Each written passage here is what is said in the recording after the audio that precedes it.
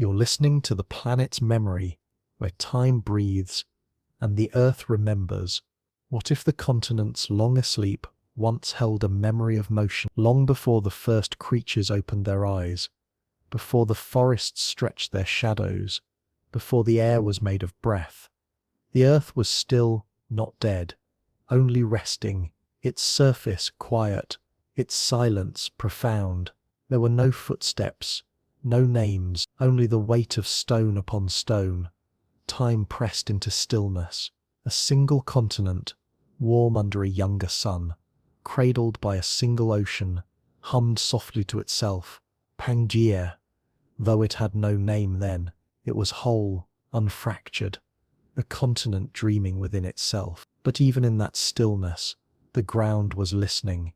Deep below, heat coiled in slow spirals, whispering through the mantle in tongues older than language. The core wrapped in silence, pulsed with the steadiness of a sleeping heart. Above it, the crust brittle, layered with forgotten ash and crystallized oceans, waited, and then something changed. A breath, a stir, not sudden, not loud, just pressure, slow, invisible, gathering beneath the ancient lithosphere like a thought preparing to surface.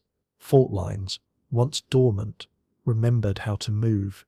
The plates, vast and ancient, began to drift, not with violence, but with the soft persistence of time, as if the Earth had shifted in its sleep. Rocks that had never seen each other began to turn away. Ocean floors began to widen. Mountains grew older, even as new ones prepared to rise. And the deep, slow architecture of tectonics began again. Mantle plumes rose like exhalations, convection curled like breath through molten rock, and the crust above began to tremble, not from fear, but from memory. This was not destruction. This was not beginning. This was motion. The planet had moved before. It would move again. But something about this stirring was different. Perhaps it was the way the supercontinent responded, not with resistance, but with quiet surrender. Cracks formed like the fine lines around a closed eye. Rifts opened like old scars remembering how to ache. The continents, still fused, began to pull away from each other, so slowly that no single moment could claim it, so gently that no sound could record it. But the Earth knew, the Earth always knows. Sand turned over inside mountain roots. Ancient minerals melted and reformed like the soft reshaping of memory. The first outlines of the world we now recognize began to etch themselves onto the skin of the planet. Africa curling, Asia stretching, the Americas beginning to drift apart like pages caught in a slow wind, and under it all the deep time of geology, unhurried, unwitnessed, unfolded like a dream beneath a dream. We often think of movement as loud, but the greatest shifts in Earth's history began in silence, in warmth, in depth. And so as the continents awoke, it wasn't with noise or eruption, but with a long, soft inhale and a slow, inevitable exhale across millions of years. We stand now upon those drifting bones, city lights strung across plates still in motion, skyscrapers rooted in rocks that once slept beneath oceans. The ground beneath us is not still. It remembers. It moves, not to escape, but to reshape, not to forget, but to remember in new forms. It cracks, folds, lifts, in rhythms older than life. And so we listen to the hum beneath our feet, to the subtle drift of mountains, to the fault lines that echo a memory we can no longer name. And yet, if the Earth still remembers the rhythm of its broken sleep, what else might be stirring beneath us, just now beginning to turn? From that question we fall gently backward, into a time before the breaking, before the continents pulled apart, before the names we used to map them were ever imagined. There was only one body, Pangaea, a cradle of warmth and quiet, stretched across the curve of the planet like a sleeping child. The oceans were smaller then, or perhaps simply simpler. They curled around the land like a lullaby, a single endless wave brushing against a single endless shore, and above it all, the wind moved in one breath, unbroken, unhurried, crossing mountains that had not yet risen. From horizon to horizon, the land was one. No borders, no divisions, only a slow, sunlit exhale. Ferns waved across floodplains, the size of worlds. Rivers wandered lazily between canyons that would one day be shattered. The light was different, softer, perhaps, filtered through skies that hadn't yet tasted the breath of mammals or the soot of industry. Life had come, not in abundance, not yet, but in rhythm. Small footprints in wet mud, spore clouds, lifting like silent fireworks, leaves imprinting delicate veins into stone, as if signing their brief names into time. Even now, fossils speak of this stillness, coiled shells pressed into limestone, dragonflies with wings wider than hands, plants caught mid-unfurling, as if they too paused to listen. It was a world without loneliness, because everything was together, even silence had company. And beneath this unity, something deeper stirred. The mantle flowed slowly, like ink beneath parchment. Hot plumes whispered upward, unnoticed by the trees. Pressure curled in the shadows beneath the crust. Not a threat, but a promise. The earth, even in union, was never static. Even peace was a prelude. We might think of Pangaea as a perfect moment, but the planet doesn't measure perfection in stillness. It measures it in change, and the first fractures were not wounds, they were invitations. Beneath the cradle, stress lines began to form, barely perceptible shifts, like the turning of thoughts in a sleeping mind. The lithosphere stretched and flexed. It yawned in ancient tension, as if preparing for the long drift ahead, because unity was not meant to last forever, not in this world, not in any, and yet those ancient bonds are not gone. Today we can hold a rock in South America and find its twin in Africa. We can trace coral patterns from India to Antarctica. We can match isotopes across oceans and see that once they were neighbors. The earth has memory, not just in story, but in stone. Its bones still carry the warmth of that togetherness. Its air, once shared by all, still wraps us in the same invisible touch. Even the wind, divided now by mountains and hemispheres, remembers how to speak in a single voice. Perhaps that is why we look at maps and imagine stitching the edges together again. Why our feet find ancient paths without knowing why. Why some silence feels familiar, as though we've heard it before in another time, beneath another sun. We are born into a fractured world, but deep inside, something in us still longs for the hush that came before the parting. The cradle of Pangaea was not only for land, it was for everything alive, and everything still to come.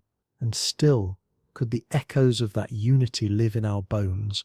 Could the earth, through us, still remember being whole? And still, could the echoes of that unity live in our bones? Beneath that quiet cradle of Pangaea, the dream continued, but deeper now, darker, a place where light could never reach, and time itself seemed to slow to a pulse. It was the realm of the mantle, a vast glowing ocean of slow fire, where stone was neither solid nor free, where matter moved like memory, viscous, ancient, unhurried. Down here there was no sound, only motion, a murmuring so low it could only be felt, not heard, the breathing of a planet beneath its crust, heat gathered in folds of magma, coiling in convection loops that turned like thought beneath consciousness. For billions of years, this undercurrent flowed unseen, a circulation of molten intent, lifting warmth upward,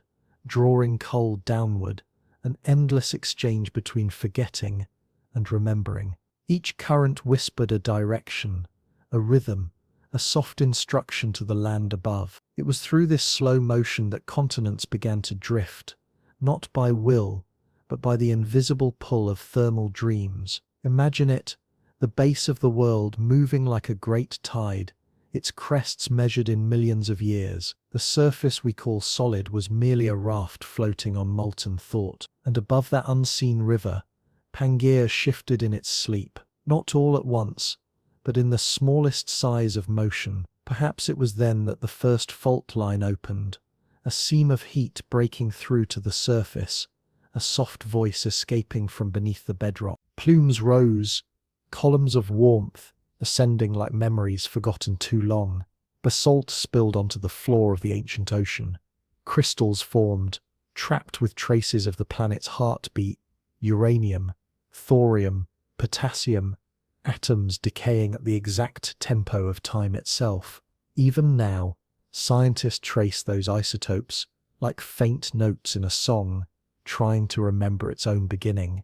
Through them, we read the language of the mantle, the story of movement beneath stillness. But it wasn't only heat that rose, it was possibility. The slow stirring of molten stone set everything above it into motion. Oceans, climates, continents, life, each depended on that deep, invisible current. Without it, there would be no renewal, no weather, no breath. The mantle is the Earth's memory in motion. Every drift of land, every eruption, every tremor we feel underfoot is part of its long conversation with the surface. We tend to think of geology as slow, but slowness here is not stillness. It is persistence.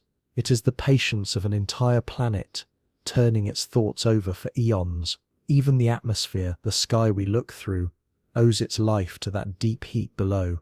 For when the mantle moved, it birthed volcanoes that exhaled gases, painting the air we breathe now, a quiet exchange, fire becoming breath. In this way, the continents did not wake alone. They were guided, lifted, and carried by the murmuring beneath them, the mantle's eternal whisper. And if we listen closely, we might still hear it, not as sound, but as vibration, the gentle hum of a tectonic tide moving under our every step. We live above this great forgetting, and we call it ground. We build our homes on its skin, our cities on its sighs. But below it all, the world remains in motion, softly, secretly, endlessly. It is not a violent force. It is an ancient caretaker, turning the soil of time itself, a keeper of warmth, a sculptor of continents, a dreamer of change. And so, beneath our waking lives, beneath every fossil and footprint, beneath every quiet night, the mantle continues to murmur, in patience, in pressure, in purpose. Perhaps it does not sleep at all. Perhaps it is only dreaming through us, reminding the crust above to move, to reshape, to evolve. And yet, if these molten currents have always been thinking, if their whisper has shaped every dawn we've ever known, what else might be stirring still, waiting to rise through the silence of stone? From that molten whisper, pressure gathered once more beneath the continents. The mantle's slow exhalation pressed upward, reaching the underside of the crust. The Earth's thin, brittle skin. It was not a breaking born of violence. It was the faint memory of movement returning after an age of stillness. The crust shivered, barely, softly, like sleep fractured by the recollection of a dream. The lithosphere, that fragile shell of stone we call ground, had always been pretending to be solid, but beneath its calm surface, heat and memory pulsed in quiet rebellion.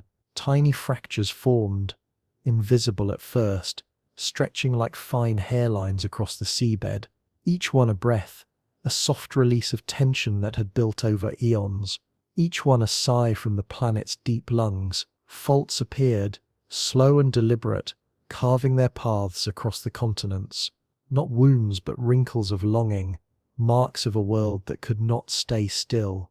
In those cracks, magma rose like thought becoming action. Volcanoes stirred, gases escaped in whispers too soft for ears. The land flexed, and what had once been one body began to dream of separation. It was here that the first tectonic language was spoken, not in words but in pressure and release, compression and stretch. A slow rhythm, the pulse of geology. The surface changed shape in imperceptible ways. A mountain range rose in the east. An oceanic ridge opened in the west. Some parts sank, others rose. as if the planet itself were learning to breathe more deeply. We walk upon these scars every day.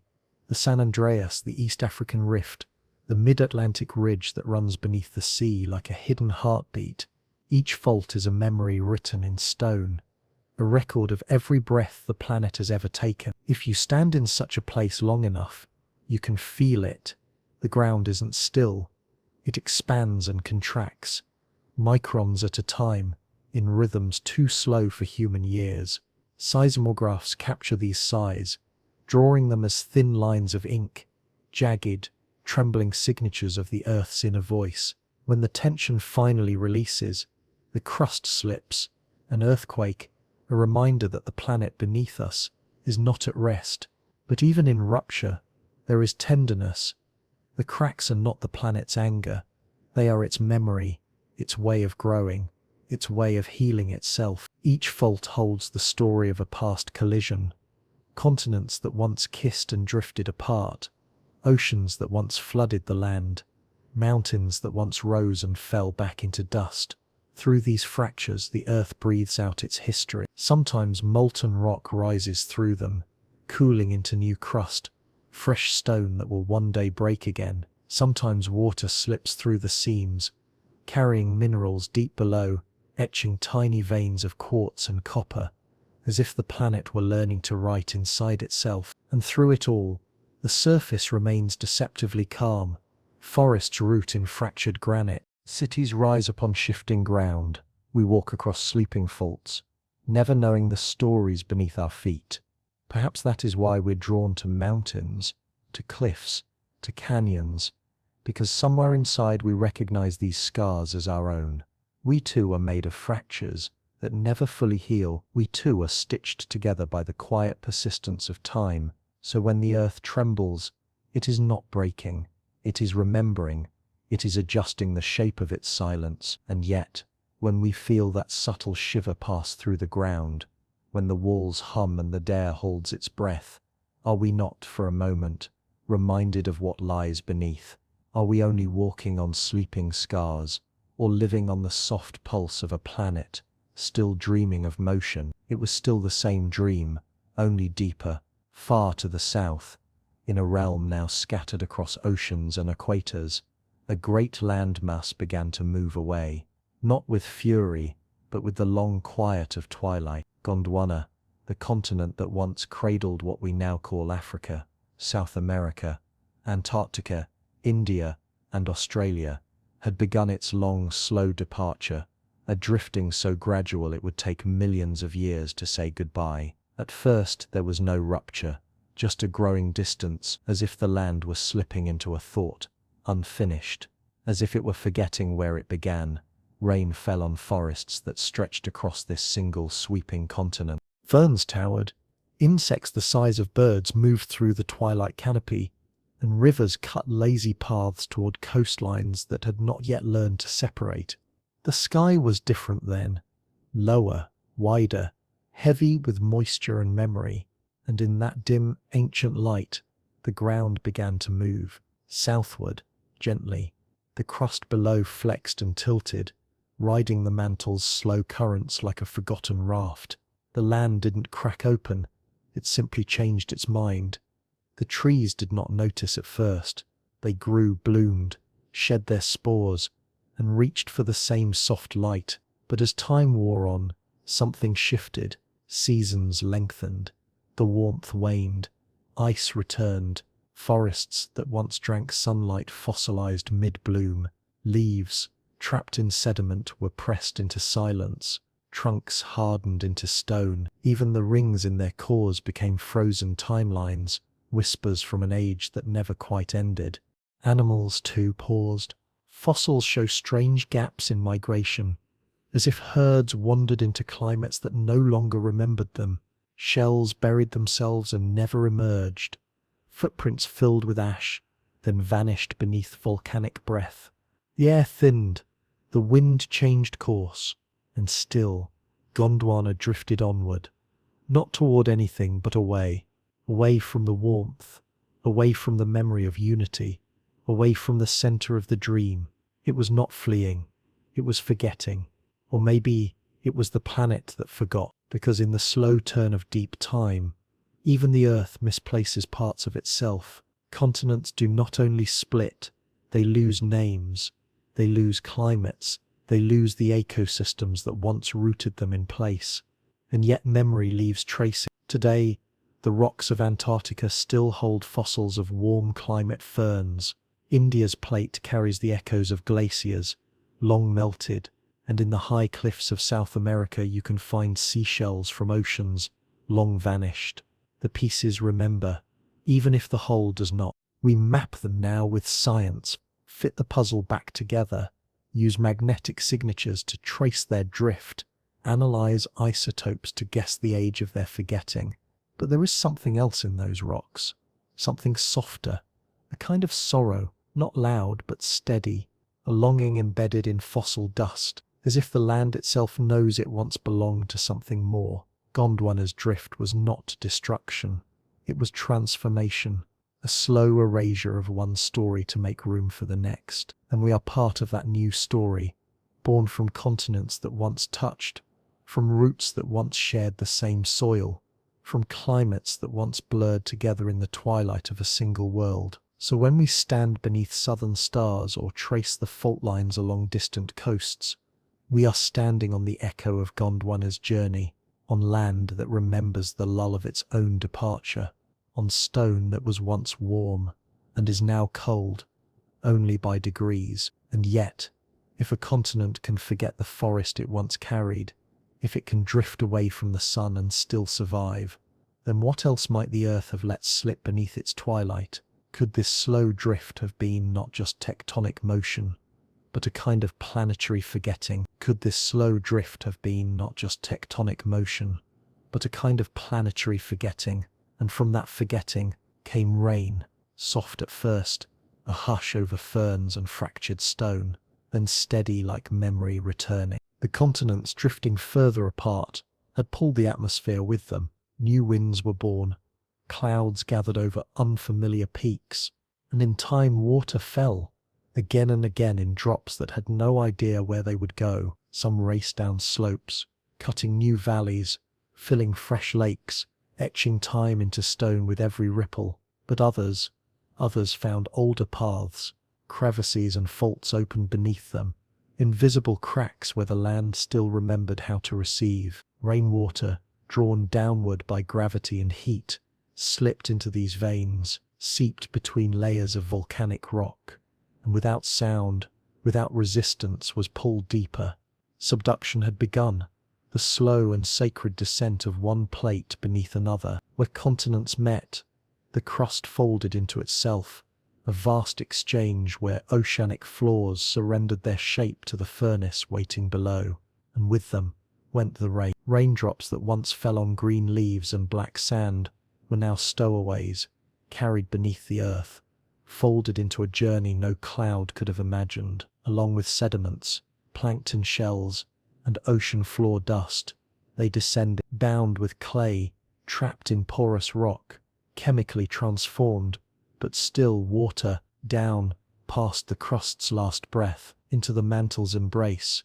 There in the dark heat, the water changed. It reacted with minerals, melted stone, became steam, then liquid again. Locked inside crystal lattices, it became part of the rock itself. Geologists call this process hydration, but it is more than that. It is memory, buried alive. Subducted water doesn't disappear. It lingers, waiting for the right moment, waiting for release. Sometimes that moment comes miles beneath volcanoes.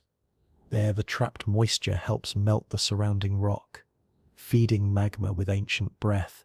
And eventually that magma rises, breaks free, and erupts, not just with fire but with steam, with vapor that was once a storm, a puddle, a raindrop on a fern leaf. Volcanic gas, rising into the sky, might carry molecules that once circled Gondwana, might carry echoes of rain that fell on forgotten continents. The water cycle, we are told, is a surface phenomenon.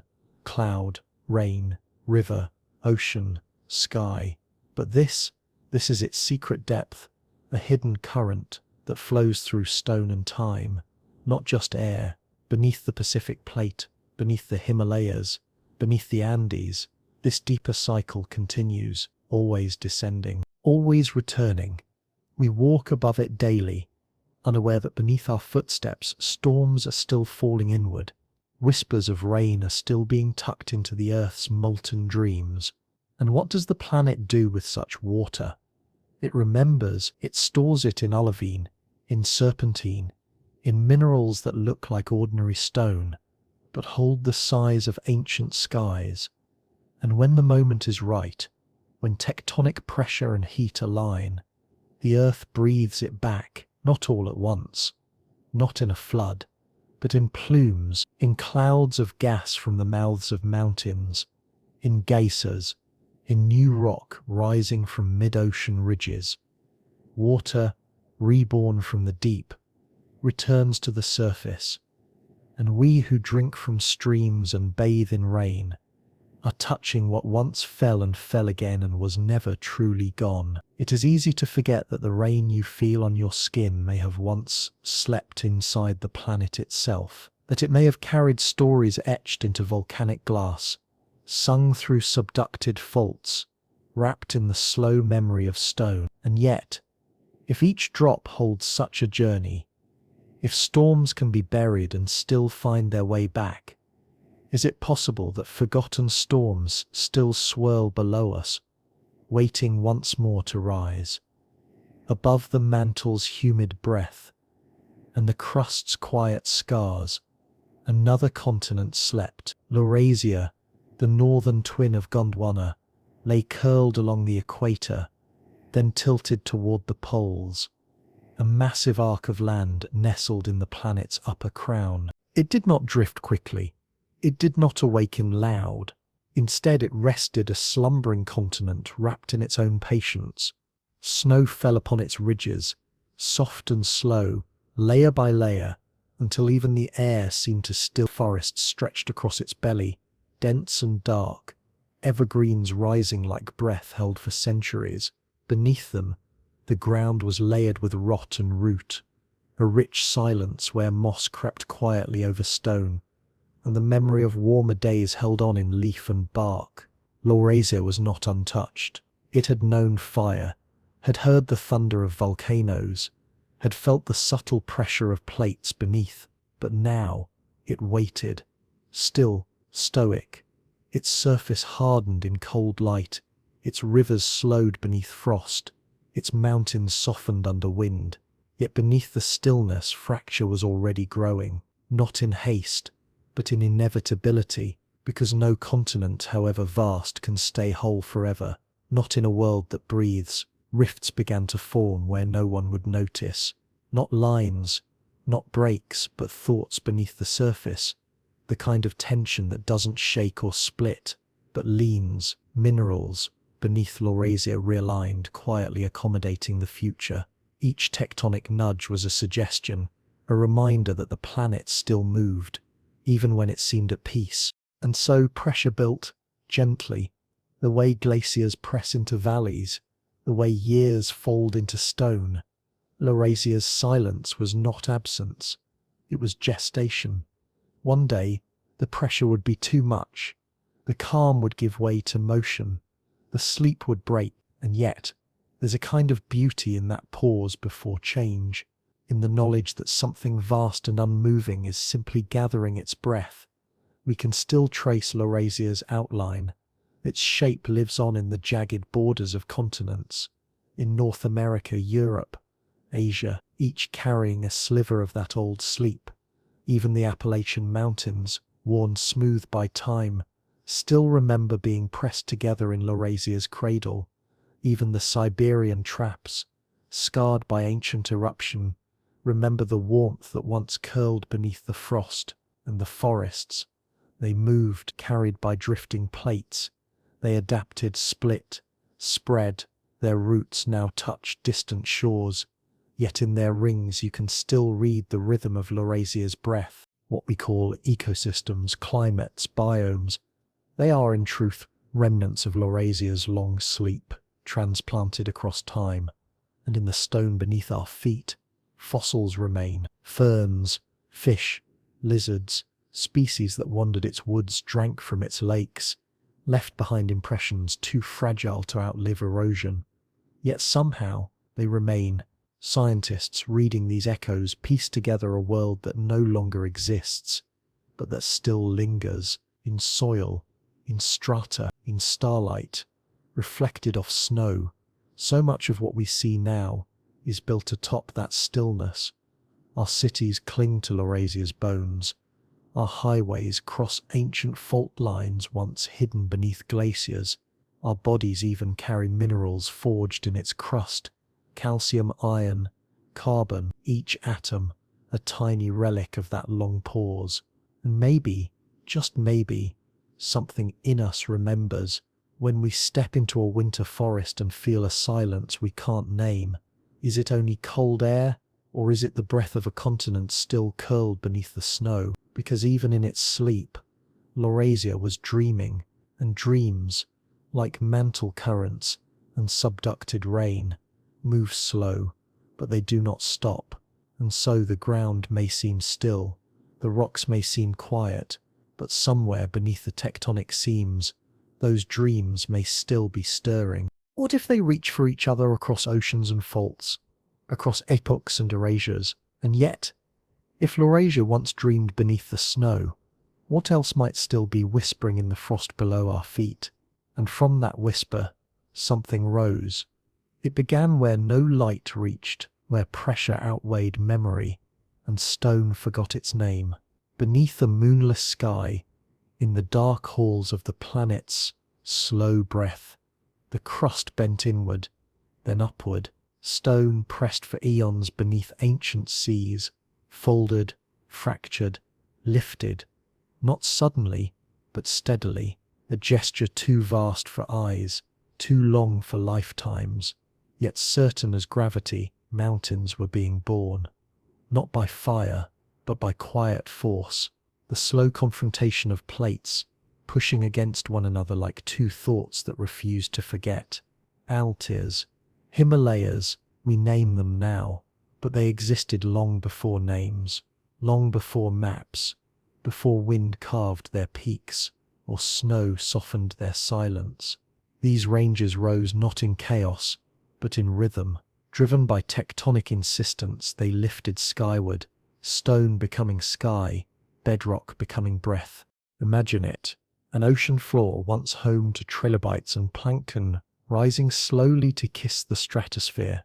Seashells pressed into mountaintops, marine fossils caught in the clouds, each mountain a paradox, evidence of both weight and weightlessness, an exhale of the Earth's inner strain, frozen mid-motion, and in their folds, time, layer upon layer of sediment, turned to shale, twisted into slate, metamorphosed into glistening veins of quartz and garnet, each stratum a story, a moment of compression, a memory squeezed into permanence. Some rose in silence, others shook the world as they emerged. Earthquakes rippled outward, volcanoes followed in their shadows, and still the crust climbed, not just upward, but forward, pushed by the mantle's longing, shaped by the collision of wandering plates. India collided with Asia, a slow-motion impact still unfolding today, and from it, the Himalayas rose, higher each year by inches, as if the earth still hadn't finished speaking. The Andes grew from oceanic plates diving beneath the continent, pulling the land upward in waves of stone. The Alps curled into being as Africa nudged northward, pressing against Europe's waiting shoulder, and everywhere mountains carried the marks of motion. Wrinkled rock, tilted forests, cliffs that once lay flat, now standing like forgotten books on a shelf. Yet for all their size, mountains do not roar, they do not demand, they wait, they watch, they gather snow and light. Their silence is not emptiness, it is a listening, a holding. Even now, when we stand among them, we feel it. Not awe, exactly, something quieter, something older, the recognition of depth, of time stacked in layers, of motion held still. And within that stillness, sighs, the last breath of uplift, still echoing through granite, the memory of compression softened into wind, the faint creak of plates adjusting beneath our feet, because mountains are not finished. Not truly. They erode, yes. They crumble. But even in their weathering they shift. They respond. Rain carves their faces. Ice widens their fractures. And from their slopes, new rivers begin. It's as if they're always giving something back. Something that doesn't belong to them, but came through them, and we build on them. We tunnel through their ribs. We seek refuge in their shadows and inspiration from their heights. But do we ever stop to feel what they remember? Each ridge is a frozen gesture, a hand raised from below, a quiet call that began in the dark and reached toward the sky. And if you press your palm to the rock, if you sit long enough among the roots of the peaks, you might feel it too, that ancient pressure still humming in the stone, because these mountains, as still as they seem, are not relics. They are recordings, and they are still rising, in silence, in memory, in breath. And yet, if we are still hearing the last of those upward sighs, what might we feel when the earth takes its next breath beneath us? Perhaps we'd hear an echo, not of wind or water or stone, but of something once alive, because not everything that vanished has gone quiet. Some things remain, tucked gently into stone, folded into the pages of sediment, like pressed flowers between pages of a book the planet never finished writing. They are fossils, reminders, ghosts of motion, caught mid-step, mid-leaf, mid-breath. Trilobites once scuttled across shallow seafloors, their hard bodies clicking softly over coral and clay. Now they sleep inside limestone, flattened into geometric whispers. Ammonites spun through the ancient oceans in elegant spirals, shelled nautiluses, drifting through light that has long since scattered. Their curves still glisten in shale, etched with iron, embalmed in silence. And ferns with fronds like unfurled sighs, left their shapes on stone as if afraid to be forgotten, delicate, veined, as precise as breath. But these creatures, these plants, no longer remember their names. Whatever instinct moved them, whatever rhythm they followed, migration, photosynthesis, hunger, fear, has long since eroded into dust. Only the patterns remain. A curl here, a ridge, a shadow, a gesture, repeated across millennia. We call them species, genus, extinct. We sort them, measure them, display them in glass under soft light. But what we hold in our hands is only the imprint. The music is gone. Or is it? Because there is a kind of song in stone, a repetition, a softness, a memory that doesn't use words. We find trilobites in Canada and their cousins in Morocco, matching like stanzas from a single poem. We uncover fern prints in Antarctica, frozen mid-wave. They speak in symmetry, in rhythm, in the universal curve of life unfolding, and folding again. Sometimes the fossils are perfect, a full skeleton, a full leaf, as if time paused just long enough to record everything. Other times there is only a fragment, a shard of shell, a tooth, a single rib. But even fragments speak, even absence can carry meaning. To the geologist, these are keys to date, to decode, to understand eras lost. To the earth, they are memories, buried, but not forgotten. Fossils tell us of atmospheres long changed, of climates now lost. They mark the borders of extinction, the rise and fall of oceans. They are the bookmarks of time, moments where life leaned too close to silence and left a trace behind. And yet, in every fossil there is a kind of resilience, a stubbornness, a desire not to disappear, to be remembered not for survival, but for presence. They may not speak in voices, but their shapes linger, their silhouettes cut across stone like whispers.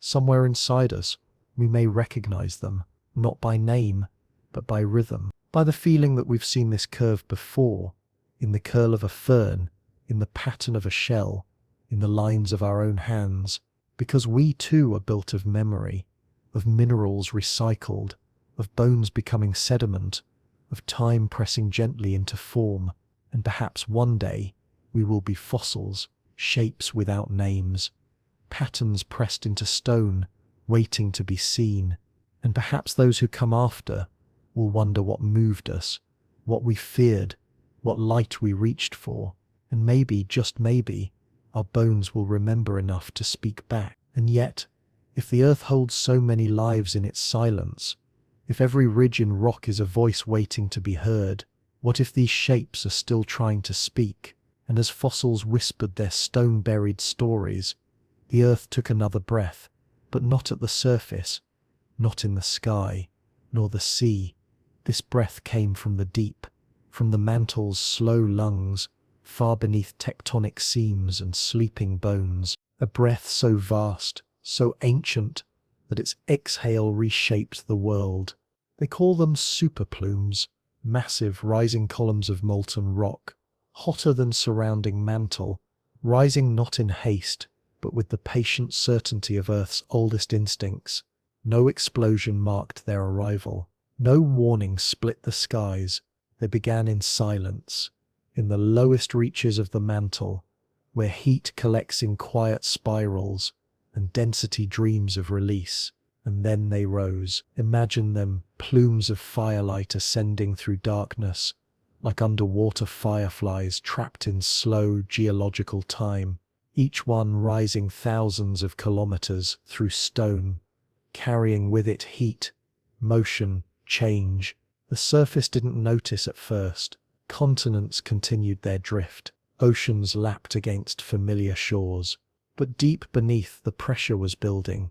The plumes pressed upward, gathering in vast domes beneath the crust, softening the rock above, stretching the land until it cracked.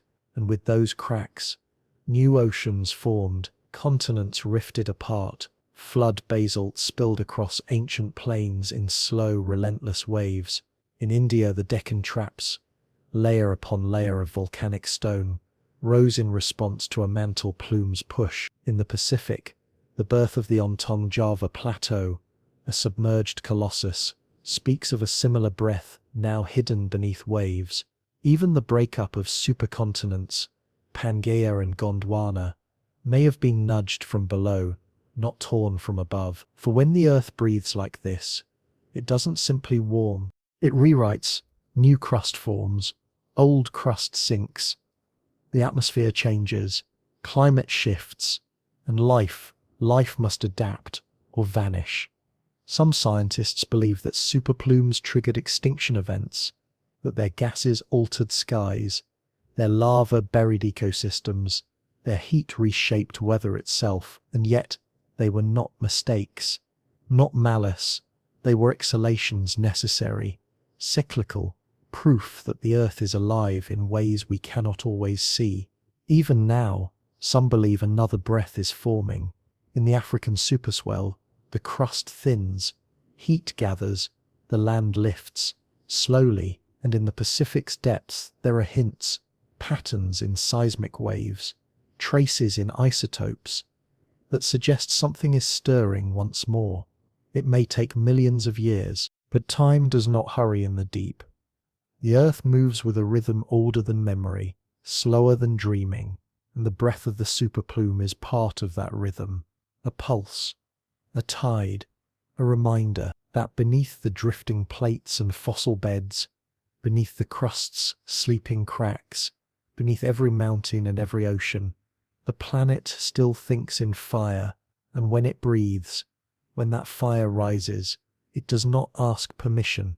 It simply moves, and everything must move with it. We often think of the surface as the world, but it is only the crust, thin, brittle, temporary. The real world, the one that lasts, is below, a world of heat, of slow hunger, of molten dreams waiting for the next ascent. And we, so light upon the surface, build our lives on the outer skin of something that is still becoming.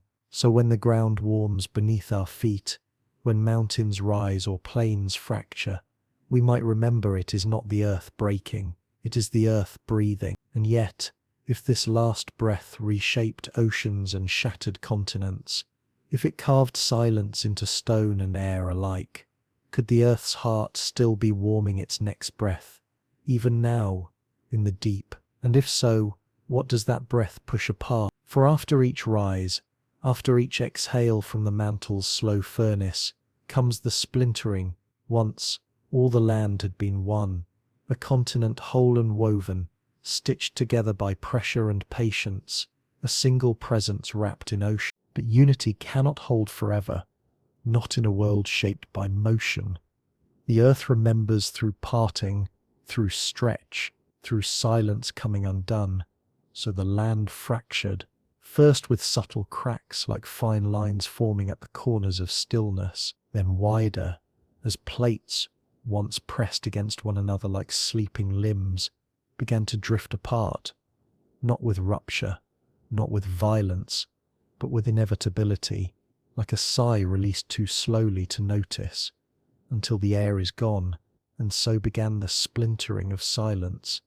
The continents moved, Laurasia to the north, Gondwana to the south, already drifting, already forgetting each other's warmth.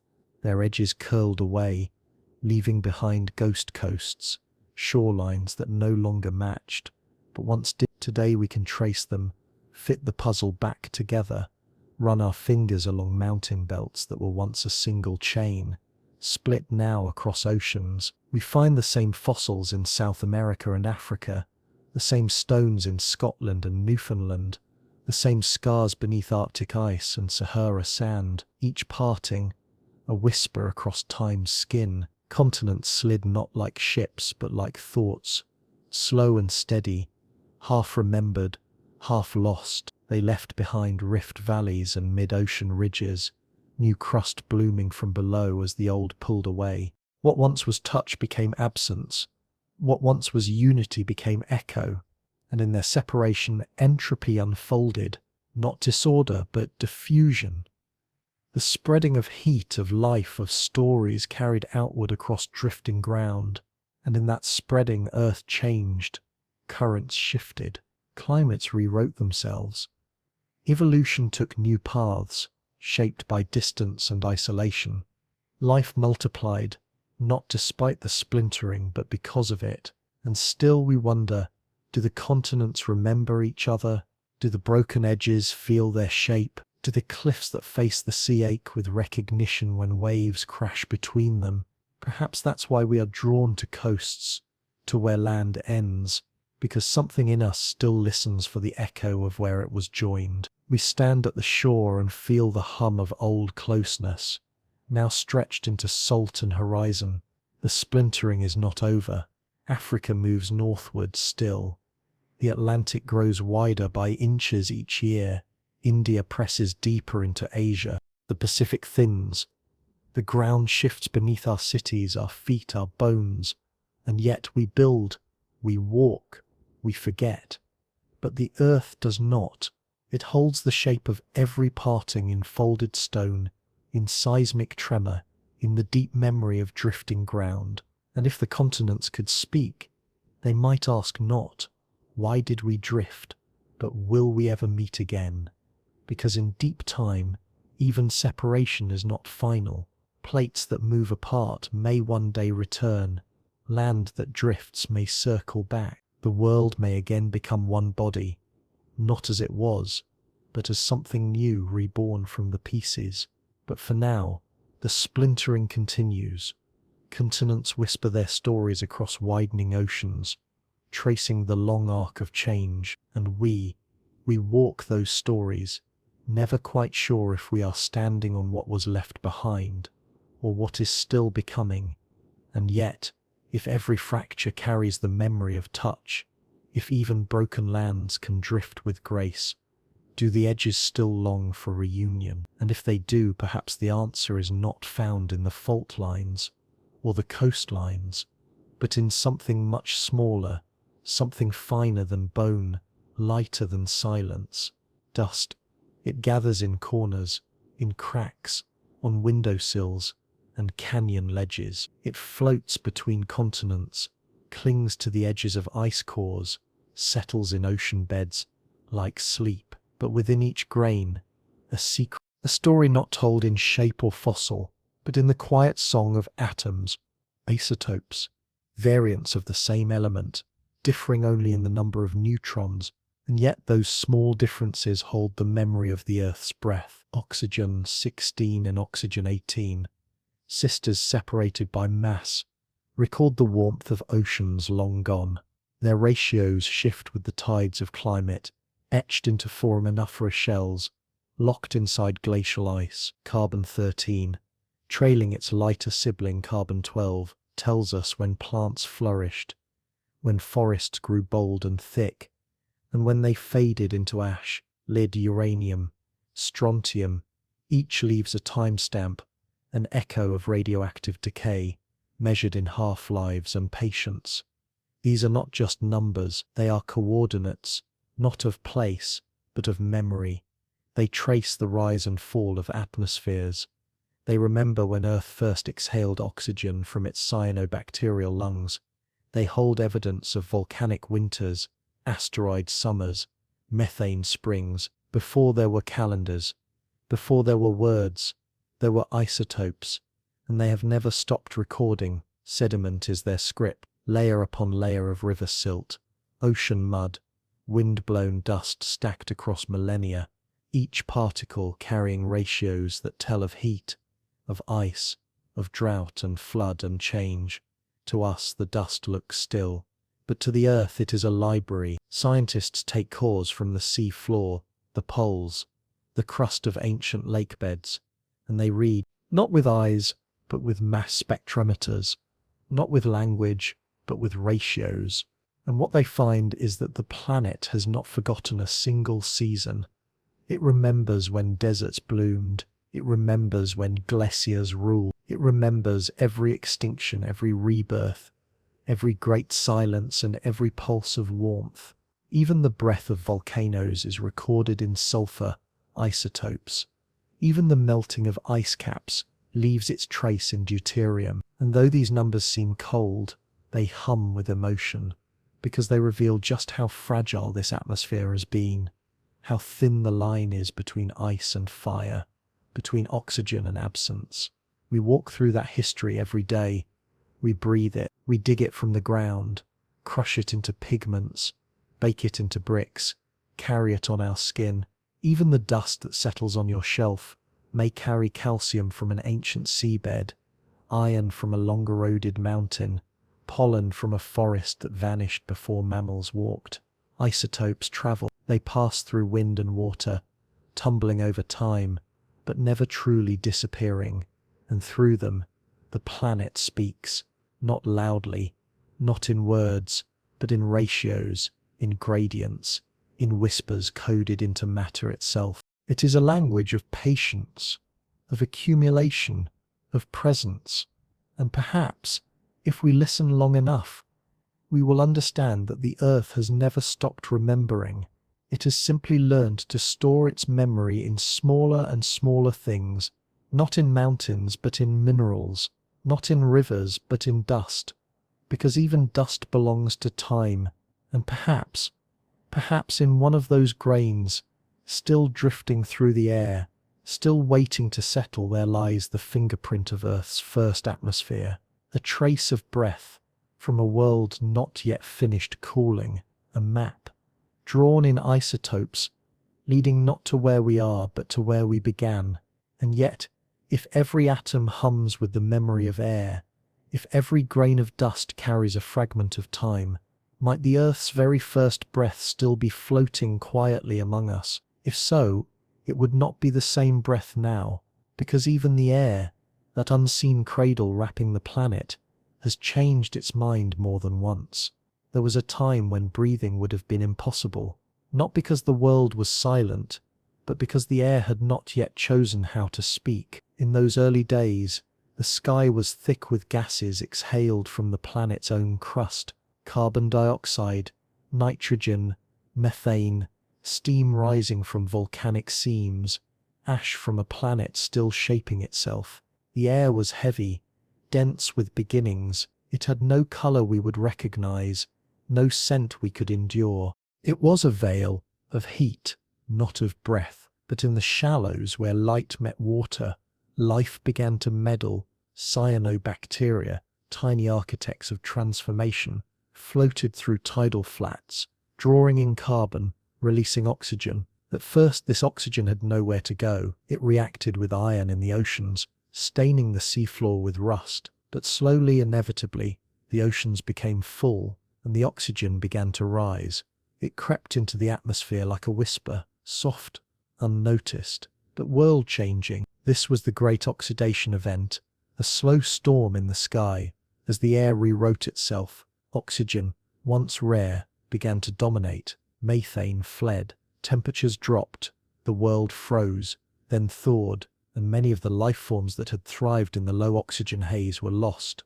Oxygen was not a gift, it was a test, a choice the planet made, with consequences written into every breath since. From that moment on, the atmosphere was alive with change, not just in composition, but in color, texture, character.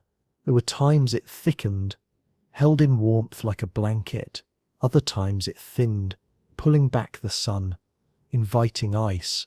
And always it adapted to eruptions, to extinctions, to the quiet rise of new kinds of life. The sky became a mirror, reflecting not only sunlight, but every decision the planet made. It turned orange, then blue, then grey. It glowed with auroras, darkened with ash, brightened with the breath of forests. Even now, ice cores trap tiny bubbles of that past air, snapshots of a sky in flux, and in each bubble there are clues, carbon ratios, trace gases, the fingerprints of ancient seasons. We call it our atmosphere, but it is older than us.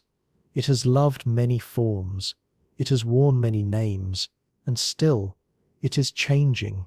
Today we add our own breath, not just with lungs, but with engines, fires, smokestacks. We alter the ratios, we warm the world, we shift the tides of jet streams and rainfall, the breath patterns of the biosphere. We have become part of the sky's evolution, and yet we are not its first sculptors. The air has known sulfur plumes and oxygen blooms. It has been carved by comets, cleansed by lightning, shaped by the deaths of stars and the bloom of algae. We are only the latest breath in a long line of exhalations. But perhaps the sky is not finished deciding. Perhaps the air, though ancient, is still becoming, still seeking its final form. Because to be atmosphere is to be in motion. To change is not failure. It is nature. It is rhythm. And as we breathe, we are part of that rhythm, contributing, receiving, altering. The same oxygen that fills our lungs once filled the cells of trilobites, the stomata of fern forests, the wings of pterosaurs. It has passed through fire and fern, through flood and flame. It is not static, it is story. And yet, if the sky has changed this many times before, if the air itself can choose another shape, another song, what if we are still living in a chapter that hasn't yet settled? What if the atmosphere, even now, is still evolving its final form? And beneath that shifting sky, beneath clouds coloured by oxygen, ash and time, the ocean stirred. It had always been there, cradling the earth in blue silence, mirroring the sky's many moods. But now something rose from below, heat, not gentle, not distant, but raw, the breath of the mantle itself breaking through the crust. Molten rock surged upward, carving through faults and ridges, until it spilled into the sea. And there, beneath the weight of salt and silence, lava met water. It was not a battle, it was a meeting. Two ancient forces touching after lifetimes apart. The result was steam, a sudden violent exhale that rose in great clouds, hissing like forgotten memories forced into the open. The ocean boiled, but only briefly. It adapted, it accepted, It folded the fire into itself. Basalt cooled in twisting ribbons, glass hard and black, forming pillows on the seafloor, new land, born from longing, and with each eruption, a little more of the deep was reshaped. Ridges formed where plates pulled apart, fresh crust unfurled in the dark, stretching the ocean's floor outward, like pages in a book no one had yet read. Above this newborn stone, life went on. Fish swam through the steam-shadowed shallows, their scales catching light from unseen fire. Crabs clung to rocks, still warm with birth. Microbes bloomed in vents, feeding not on sunlight, but on chemical hunger, thriving in the warmth of the earth's inner whisper. Even in the blackest trenches where sunlight never reached, fire still found a way. Hydrothermal vents pulsed like hearts, breathing heat into the abyss. They formed towering chimneys of metal and salt, each one a monument to the fusion of land and sea, of fire and silence. It was here, some believe, that life may have first begun, not in the warmth of the sun, but in the warmth of the earth. And even now the ocean remembers. Its floor is young in geological time, renewed constantly by spreading ridges and molten gifts. The Pacific, the Atlantic, the Indian Ocean, each cradles a hidden fire, a seam of breath, where lava still touches water and writes new verses into the planet's song. We think of the sea as cold, as deep and distant, but below its calm surface is a constant warmth, a quiet geology still unfolding. Every continent is shaped in part by what happens beneath the waves. Every coastline is drawn by the rhythm of crust born below. And in this dance, this kiss of fire and water, the earth renews itself, not in explosions but in pulses, not in fury but in persistence. To see it, we must look beyond the breakers, beneath the tide, into the dark where the earth remembers how to begin again. And perhaps we've tasted that heat too, in the minerals we mine, in the salt we carry in our blood, in the whisper of waves that echo the hiss of ancient steam.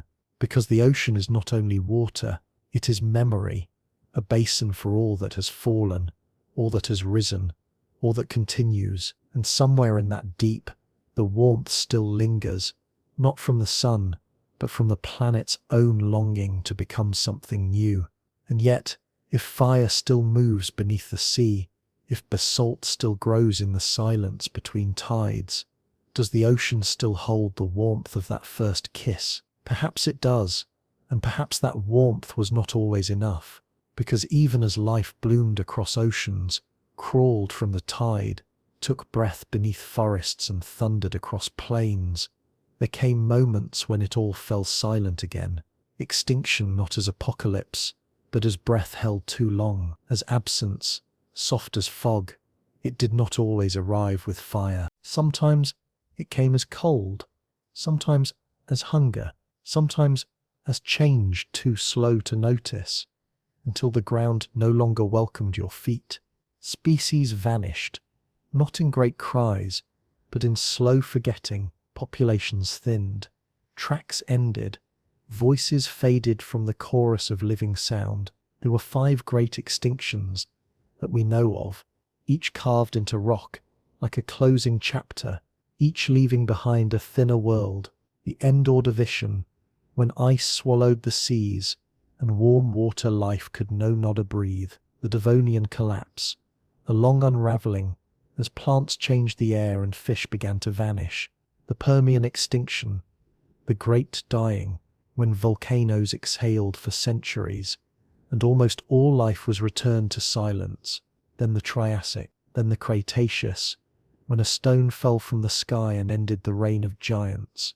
But even these events, so vast and terrible, did not echo like explosions. They echoed like sighs, slow collapse, soft endings, and through them all, the earth endured. For extinction is not the opposite of life. It is part of its rhythm, a kind of sleep, a clearing of breath, a silence that allows something else to begin. In the layers of sediment, we see it, abrupt breaks in fossils, followed by emptiness, then something new, new shells, new teeth, new wings, as if life was never truly gone, just hidden, just quiet, just waiting. Some creatures did wait. Not all disappeared. Some tucked themselves into the deep, in caves, in trenches, in spores. They endured without thriving. They held on. Coelacanths, once thought lost for millions of years, still swim in dark currents. Horseshoe crabs still trace the shore with limbs unchanged for eons. Seeds can sleep beneath ice for centuries, then bloom again when the air softens. And even in the darkest moments when fire scorched the sky, or oceans turned to acid, there was always something, some tiny form that held the thread, because life doesn't end. It changes shape. It contracts. It curls inward. It waits, like a breath drawn slowly in, held in stillness, until the time comes to exhale. Even now, extinction surrounds us. Species vanish quietly, daily, most without notice, without name, without song. But somewhere in the earth, a record is kept, not of the vanished, but of their presence. A leaf print, a tooth, a shift in carbon ratios, a hollow in a cliff face where once a nest was built. And we who catalogue, who measure, who mourn, we are part of that record too. We draw lines between life and loss, between presence and memory. But maybe those lines are not as fixed as we believe. Maybe extinction is less a full stop, and more a comma, a pause in a sentence still being written. A seed beneath ash, a breath beneath stone, a thought the planet hasn't quite finished thinking. Because this world, for all its silence, for all its sleep, knows how to begin again. It always has. It always will. And yet, if creatures once lost can rise again in fossil form, if silence can carry the shape of wings, of scales, of forgotten breath, might extinction be only a kind of sleep from which life is always dreaming its return? And if so, what dreams are we leaving behind? Not just in the forests we've felled, the species we've lost, the atmospheres we've rewritten, but in the layers beneath our feet. Because we too are becoming part of the crust, not just in bones or ash, but in what we make: plastic, concrete, glass, alloy, signal. We leave them behind not as offerings, but as consequence, technofossils, the mark of our presence, pressed into sediment by the weight of industry, habit, and time. Future geologists may find us not in statues or cathedrals, but in polymer chains, in the blue tint of microplastic in riverbeds, in the rare earth fingerprint of circuitry fused into landfill glass. They may never know our names, but they will know our shape, a thin layer dense with aluminum, enriched with nitrogen, scarred with carbon spikes, our century so brief in deep time, already etched into stratigraphy. We call this the Anthropocene, the age of human trace. But the earth does not call it anything. It simply records. Each concrete sidewalk, each buried smartphone, each abandoned rail line becomes part of the rock cycle, pulled downward by erosion, wrapped in clay, fossilized not by choice but by pressure. We are becoming future stone, a thin line in the crust that will glitter strangely to someone who digs deep enough. And what will they think? Will they see in our layer a flourishing or a fracture? Will they read us as a beginning or as a warning? Perhaps they will wonder why we dug so far to pull fuel from beneath the bones of forests, why we built so tall yet left so much behind, why we learned to send signals into space but forgot to listen to the hum of our own soil. And still perhaps they will find beauty in us, in the colors we left, the alloys we invented, the glass melted into iridescent folds like the wings of extinct insects. In our cities buried deep beneath silt and time, they might find subway tunnels flooded and fossilized, steel beams twisted into curious angles by tectonic drift, plastic beads once worn as jewelry, now scattered like seeds in shale. And maybe, just maybe, they will feel kinship, Not because they know us, but because they too will leave something behind. Because every species does, every civilization, even coral, even ferns, fossils are not only bones, they are the shapes left behind by those who moved, who breathed, who tried. We are not separate from this. We are not exempt. We are part of the sediment. Our satellites will fall. Our buildings will crumble. Our language will dissolve. But the trace will remain in the isotopes of our agriculture, in the salt of our engines, in the synthetic polymers woven into clay. It will be thin, this layer, but sharp, a blink of time, a pulse of change, a breath held in plastic and metal. And so beneath the surface we linger. Even as we move above it, we are sinking slowly into the story below, not as rulers, not as villains, but as strata, a page in the book of stone, a verse in the poem of pressure, a shape waiting to be read by eyes not yet born. And yet, if the trilobite left behind its shell, and the ammonite its spiral, and the fern its lace, then what in all we've made might become our fossil? What glimmer will carry our echo? And could it be that in some future dig, some future silence, someone will lift a shard of our world, dust it off and wonder, not just who we were but what we dreamed? And yet, if even stone remembers the strange things we leave behind, if the crust itself carries our shadow in signal and soot, could our footprints be the future's myths, waiting patiently beneath the weight of time? And if so, what of the footprints already buried, not from our time, but from some deeper chapter? Because as the crust shifts, as rifts widen and plates stretch away from one another, the earth sometimes exhales more than magma. It reveals not just minerals, not just fossils, but shapes too deliberate to be chance.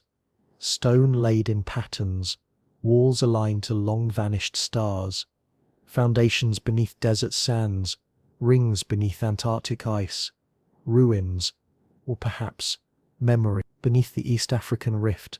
Seismic scans have shown hollows, chambers where the ground seems too empty, too geometrically still.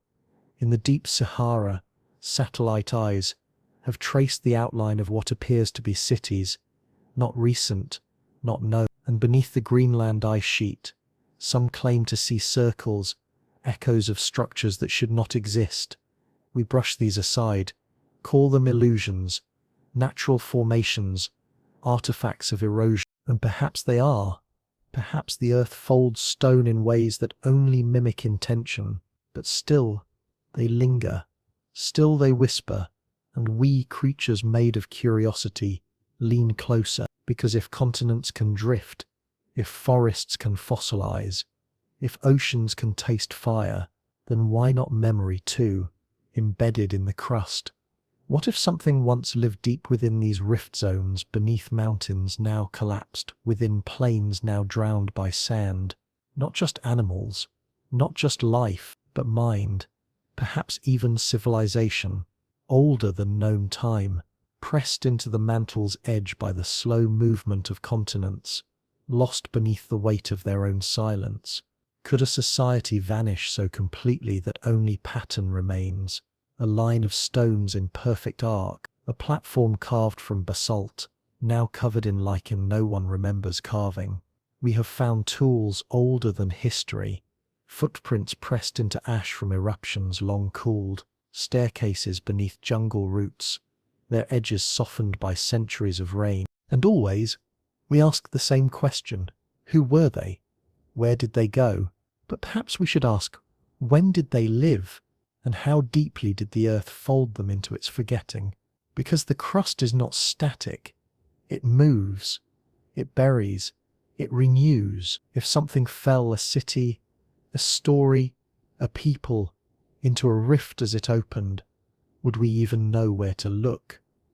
The evidence may not be in artifacts, but in absence, a magnetic anomaly. A layer of soot with no fire, a tunnel whose angles defy erosion. And maybe beneath our feet, beneath our certainty, those ruins, still sleep. Not dead, not myth, just waiting for the earth to turn enough to reveal them, for the rift to widen just slightly more and lift the veil, because memory is not always in fossils. Sometimes it is in shape, in resonance, in a circle of stone that hums in moonlight even though no one hears it, and as the earth stretches its bones, as plates pull and mantle murmurs, we may find that the continents are not the only things awakening. We may find ourselves face to face with an inheritance we never expected, not of gold or gods or machines, but of questions. And in those questions the soft echo of others who once asked the same, who walked beneath stars, felt the rift tremble and wondered, how much of us will the earth remember? And yet, if stone can hold the shape of cities long forgotten, if the crust hides stories even time dared not erase, could the earth be hiding more than stone, waiting quietly beneath our feet to be seen? Not in sudden bursts, but in a slow, continuous breath, a few centimeters per year, less than the pace of fingernails. But over millions of years, it rewrites the shape of oceans. The new crust pushes older crust outward, forcing it toward the edges of ocean basins, and there, at the margins, the old floor sinks. It slides beneath continental plates, back into the mantle, subduction, not destruction, but transformation, because the earth does not simply build, it recycles. It takes the old, the used, the quiet, and feeds it back into heat. Everything beneath the ocean is moving, always, a conveyor belt of memory, drawing newness from the deep, pulling history into fire, and in this process, nothing is permanent. Not even the vast floor beneath the Pacific, not even the darkest trench. They are only passing through. The oldest seafloor we have found is no more than 200 million years old, a blink in Earth time. By contrast, the continents carry rocks over 4 billion years old. The ocean floor is always becoming, always vanishing, and yet while it exists, it holds so much: sunken cities, fossil reefs, trenches shaped by collision, mountains tall as the Andes that no sunlight has ever touched. The ocean hides not only depth, but motion, and its silence is not stillness. It is rewriting. We map it, but our maps grow old. The moment they are drawn, new volcanoes rise in the dark, ridges split further apart, fracture zones shift, seamounts collapse, the Atlantic grows wider, the Pacific narrows. The outlines of the world we know are never finished. Even continents move in response to the seafloor's slow push. Their journey begins far beneath the tide, and in that push, climates shift, currents change, species migrate, all because the earth below has never stopped moving. It is a strange thing to walk across a continent and realize that its path is steered from below the sea, that the map we trust is not a fact, but a moment, a pause in a story that continues beneath the waves. And when we imagine the world, we imagine coastlines, fixed borders, familiar shapes, but the seafloor, invisible to most of us, is where those shapes begin. It is where the future of the earth is being sketched, grain by grain, plate by plate. It does not need our eyes. It does not wait for names. It simply the crust is still speaking, but it does so quietly, not with words but with pressure, with movement, with the long, slow tension between plates that do not wish to stay still. Beneath our cities, our feet, our homes, the lithosphere is not one piece. It is many fragments of Earth's shell, riding upon the currents of the mantle below, forever shifting, forever negotiating space. At the edges where these plates meet, there is friction, there is dialogue, a conversation in stone, told in the language of fault lines. They press against one another, neither willing to yield. They build pressure, they bend, they wait, and then they slip. The crust cracks, releases, sends waves of motion outward. Earthquakes, the voice of the planet, spoken in tremble. It is easy to fear this voice, to hear only danger in its tone. But this is not fury, it is memory, spilling forward. It is the earth continuing a sentence that began long before we listened. Subduction zones, where ocean crust slides beneath continents. They write mountains, they write volcanoes, they shape coasts, transform faults, like the San Andreas, scribble sideways across the land, shifting landmarks by inches each year, rearranging history. At divergent boundaries, the plates pull apart like breaths drawn in. At convergent boundaries, they collide like breaths held too long. It is all part of the same conversation, one that does not end, one that pauses only to gather its next thought. And yet, in the quiet between these motions, we build, we live, on the pause between words. We do not hear the pressure building until it releases. We do not feel the land moving until it moves all at once. But the dialogue is always there, ongoing, underfoot, the tectonic murmur that shapes our geography, our history, our understanding of what is stable. Even the mountains, so ancient and unmoving, are part of this conversation. They were formed in collision, and they will fall in erosion. Every hill is a sentence, every canyon a break in syntax. Somewhere beneath the Andes, beneath the Himalayas, beneath the trenches of the Pacific, the earth is choosing its next phrase, and we are the breath between.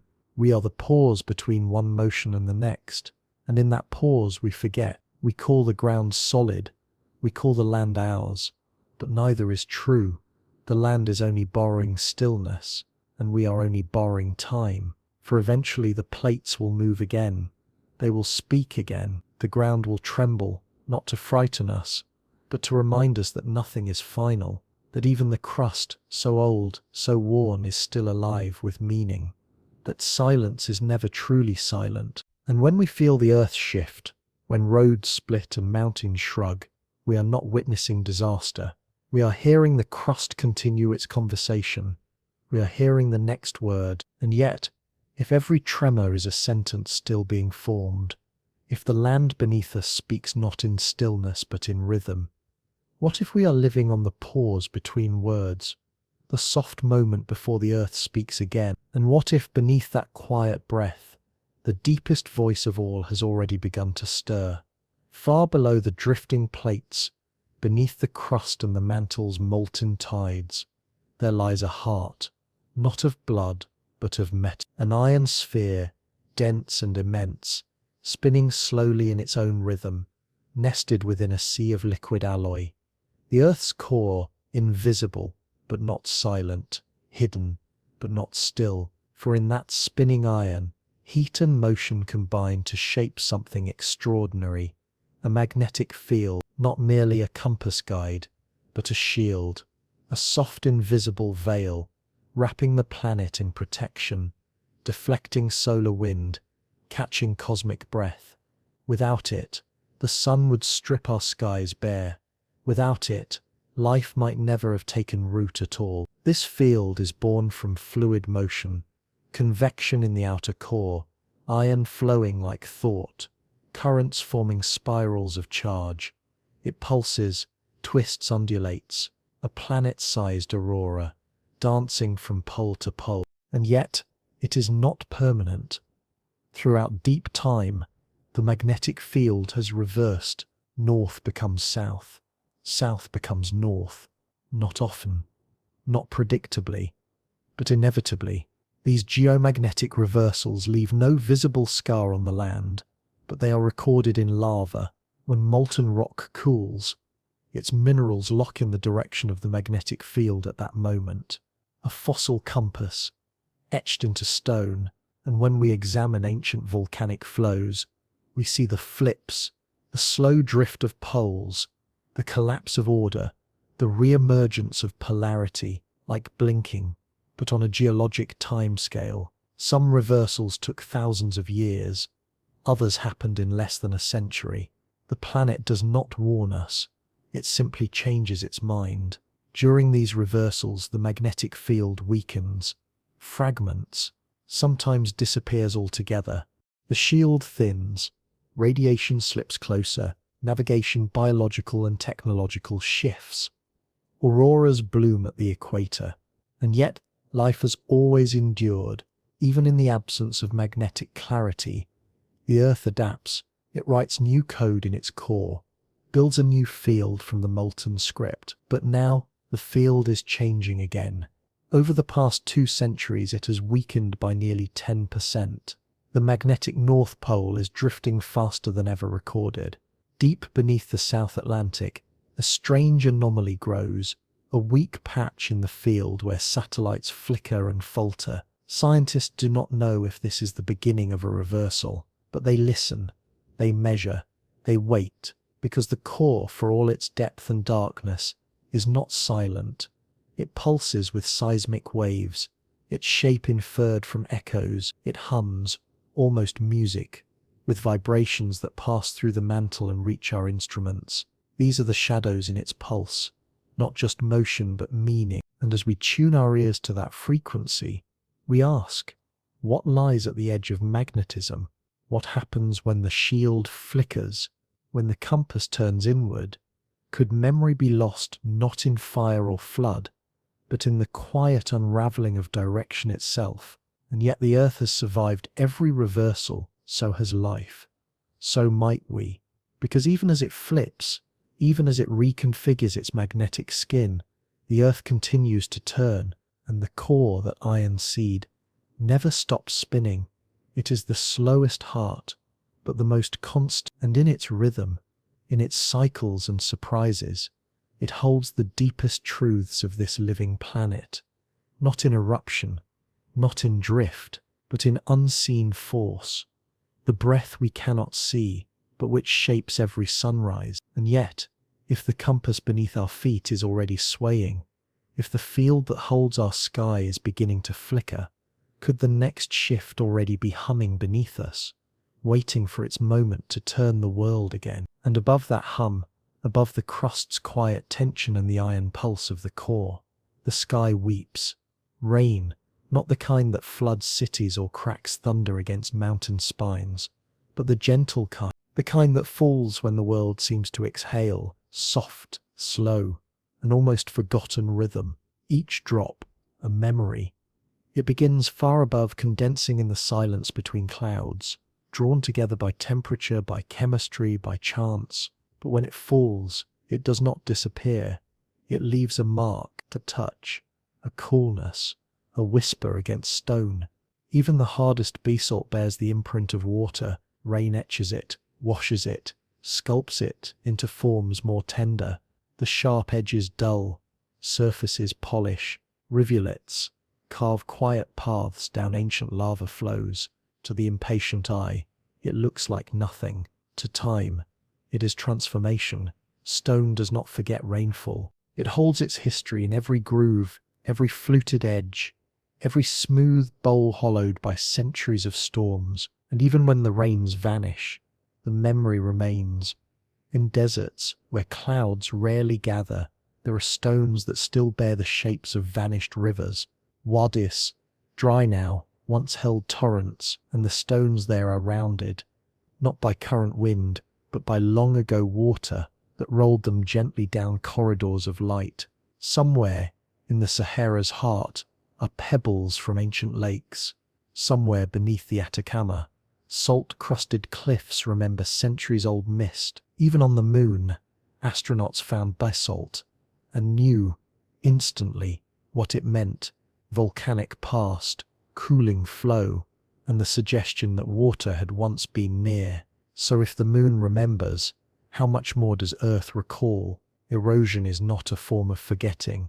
It is an act of storytelling. It tells of storms, of cycles, of return, of the sky meeting the land in endless conversation. Rain carries not only water, but time. It collects minerals, draws lines of calcium and rust down canyon walls. It feeds lichen, cracks stone, makes pathways where none existed, and then it is gone. But the stone does not forget. To walk through a dry valley is to hear that memory, not in sound but in shape, in the way cliffs lean, in the way gullies curve. Even silence there sounds like rainfall. if you listen closely enough. And what of the soil? Paleosols, ancient soils now turned to rock, still carry signatures of rainfall from epochs past. In their iron, their clay, their porosity, they whisper how much water fell, how long it stayed, how it vanished. And so the earth dreams of water. Even in its driest places, it dreams in fossil raindrops, those rare impressions preserved in volcanic ash, where a single drop once hit the ground and was caught forever in cooling stone. It dreams in cave drips where stalactites grow from the memory of each drop that lingered and left behind just a trace of mineral. It dreams in desert varnish where thin layers of manganese and clay form over centuries, painted on the rock by the patient brush of dew. These are the lullabies of the land, the soft songs of erosion, written over lifetimes, and maybe they are not only memories, maybe they are prayers, stone speaking to sky, waiting, longing for the return of softness, for the return of flow. And yet, if even deserts remember the sound of clouds, if stone still carries the shape of vanished storms, does the earth dream of water in its driest places and wait quietly for rain that will come again? Perhaps it dreams not only of water that falls, but of water that moves, that reshapes, reclaims, and rewrites the skin of the world. There was a time when ice ruled the earth, not in flashes, but in slow, grinding certainty, sheets of frozen breath, miles thick, creeping across continents with the weight of mountains, glaciers. They moved not like rivers, but like slow thunder, deep rolling, invisible until it arrived. They came not in haste, but in silence, pushed by cold and time, and in their path, the land remembered nothing else. Rock was no match.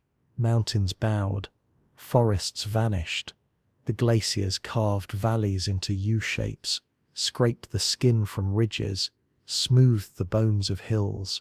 Where they passed, they left behind a landscape etched with memory, moraines, ridges of stone, dragged and abandoned, erratics, boulders stranded far from home, like thoughts misplaced in unfamiliar terrain, striations, thin scars on bedrock, the signature of ice's patient passage. And when the glaciers pulled back, they revealed stories no one expected. Fossils, long hidden, were laid bare in the melt. Riverbeds found new paths in the wake of receding ice. Lakes filled the footprints of vanished sheets, turning absence into reflection.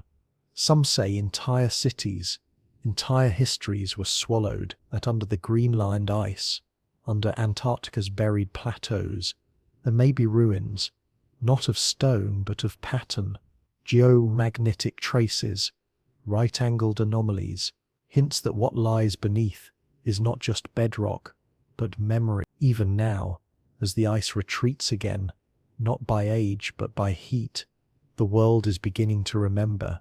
Permafrost thaws, and with it preserved creatures return to light.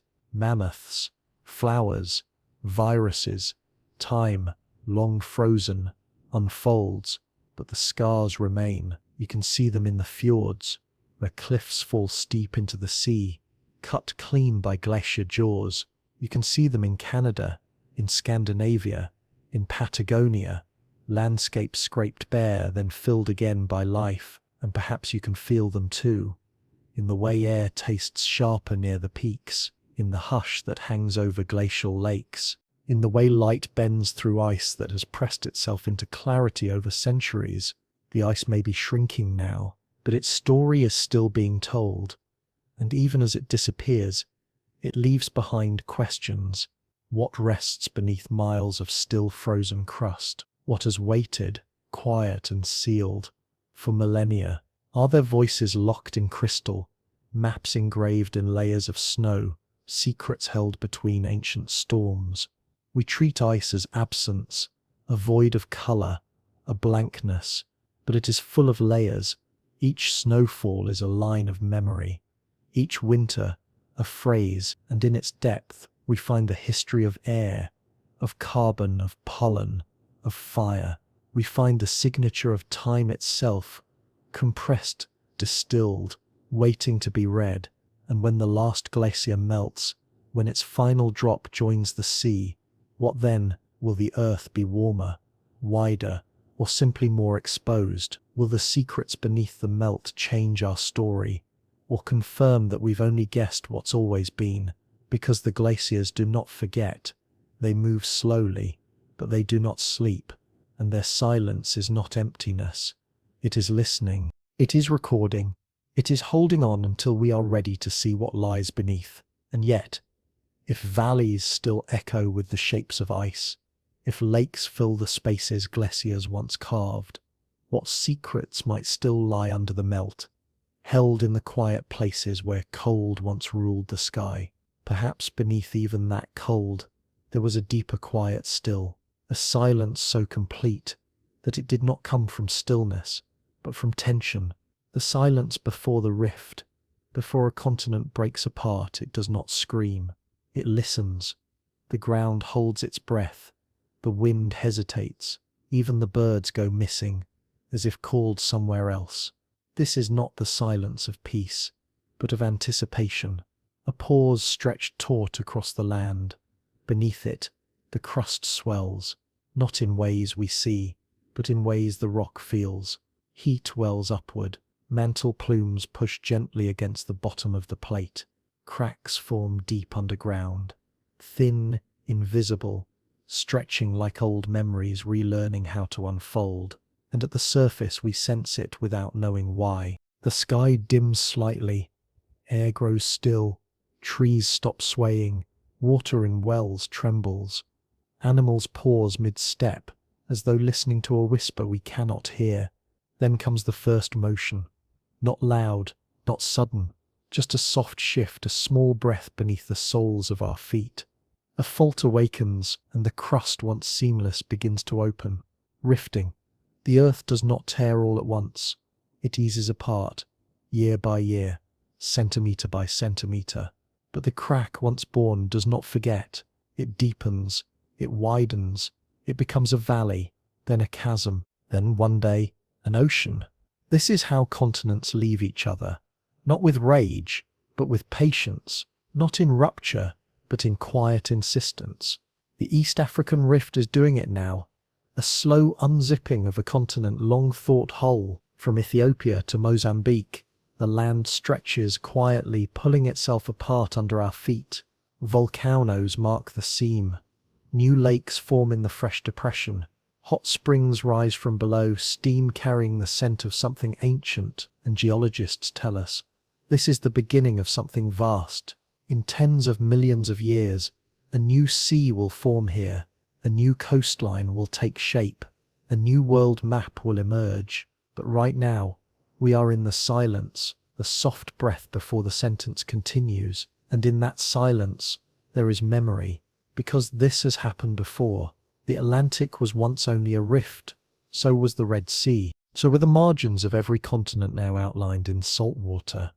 Each began as a quiet intention beneath the crust, a reminder that the earth does not forget how to change, and we often build our lives in these in-between places, rift valleys, fault lines, margins of motion, perhaps because we're drawn to change, or perhaps because we carry the same memory in our bones, the same sense that nothing stays whole forever. So when we feel the stillness, when we notice that the air has tightened, when the birds vanish and the sky feels heavier somehow, we should not only fear, we should listen, because silence can speak, and sometimes what it says is everything is about to move. And yet if the earth can remember the shape of every crack, if the ground beneath us is always preparing for change, are we standing on a fault, just waiting to remember what it once was meant to become? And if so, what else has already slipped from memory, not into fire but into silence,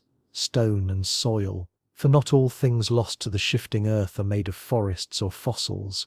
Some were once alive with music, with prayer, with the rhythm of feet and the flicker of firelight. Cities, they were built with hands and vision, not only to shelter, but to endure. Temples carved to mirror the stars. Towers raised to greet the sun, streets paved with patterns meant to last beyond lifetimes, and yet many of them are gone, not destroyed in war, but surrendered to the ground beneath. The earth moves, slowly, but it is always patient. It lets the jungle grow its roots through the seams of mortar.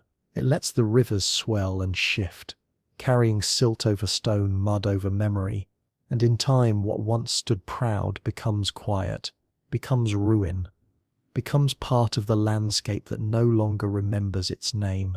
Angkor, Mohenjo-Daro, Petra, Nan Madol, Tikal, names we say with wonder, but once they were simply home, places where voices rose, where crops grew, where children played beneath towers now crumbled. Some were lost to climate, some to rising water, some to the silent shifting of tectonic plates below, a slow tilting of foundation, a fracture in the aquifer, a change in the path of the rain. The ground does not keep cities, it absorbs them. Stone steps now lead to nothing. Columns stand in the middle of forests. Entire plazas sleep beneath deltas that grew over them, grain by grain, and when we find them again, it is always with surprise, as though we had forgotten what the earth already knew, that permanence is a story we tell ourselves to soften the truth. And the truth is, everything settles, everything returns. Erosion takes what memory forgets. The carvings fade, the rooftops collapse, the dates wear off until even the stones speak only in shape, not in meaning. But if the past has taught us this, then the present must ask, what of our cities now? The glass towers, the asphalt grids, the concrete that spreads like lichen across coastlines. Will they last? Will they stand against the ocean's hunger, the mantle's murmur, the quiet patience of wind, or will they too, one day dissolve into sediment? Already we see signs. Venice, slowly sinking, New Orleans, reshaped by water, Jakarta, retreating beneath its own weight, entire islands slipping beneath rising tides. We call these disasters, but to the earth, they are rearrangements, adjustments in form, revisions in the long sentence of stone, and so the cities we build may not vanish in fire or ash. They may simply sink, till, crumble, sleep, and then 1,000 years from now, someone may dig and find the edge of a bridge, the curve of a stadium, the glitter of a data chip trapped in sediment, a technofossil, a buried skyline, a question, who were they? And why did they build here, on ground that does not stand still? Perhaps they will wonder, just as we do now when we walk the ruins of someone else's forever, because the earth remembers, even when we forget. It remembers the shape of cities. It remembers where walls once stood. It carries those memories not in language, but in layers, in the strata of civilization, pressed flat by time, but never truly erased. And yet, if stone temples can fall to vines, and concrete towers to tide, if silence grows where voices once rose, will our cities become sediments too, folded quietly into the next layer of the world's remembering? Perhaps, especially if the ground beneath them is already carrying the weight of unfinished motion, because not all movement ends when it stills, not all shaking is final. There are earthquakes that linger, not in sound, not in surface, but in memory, the memory of stone. A fault line may slip for seconds, but its aftershocks ripple for years, for decades, sometimes centuries. Each rupture leaves behind stress, displacement, strain, a quiet pressure that waits for its next chance to speak. It is a kind of inheritance passed through time. One quake begets another. One shift unsettles the next, and we fragile creatures of calendar and clock struggle to hold the scale of such long echoes. But the earth remembers. It carries tension like breath, and sometimes it holds that breath for millennia. Beneath the Himalayas, beneath California's coast, beneath the ocean trenches where continents converge, there are zones of waiting, stretches of fault that haven't slipped in far too long. locked sections, sleeping giants. But sleep in the language of geology is not rest, it is build-up, the pause before release. And so we study the faults, we scan them with satellites, we listen for microseismic sighs, we map past ruptures, as if they were lines in a story we're still trying to finish. Because the past doesn't end, it folds forward.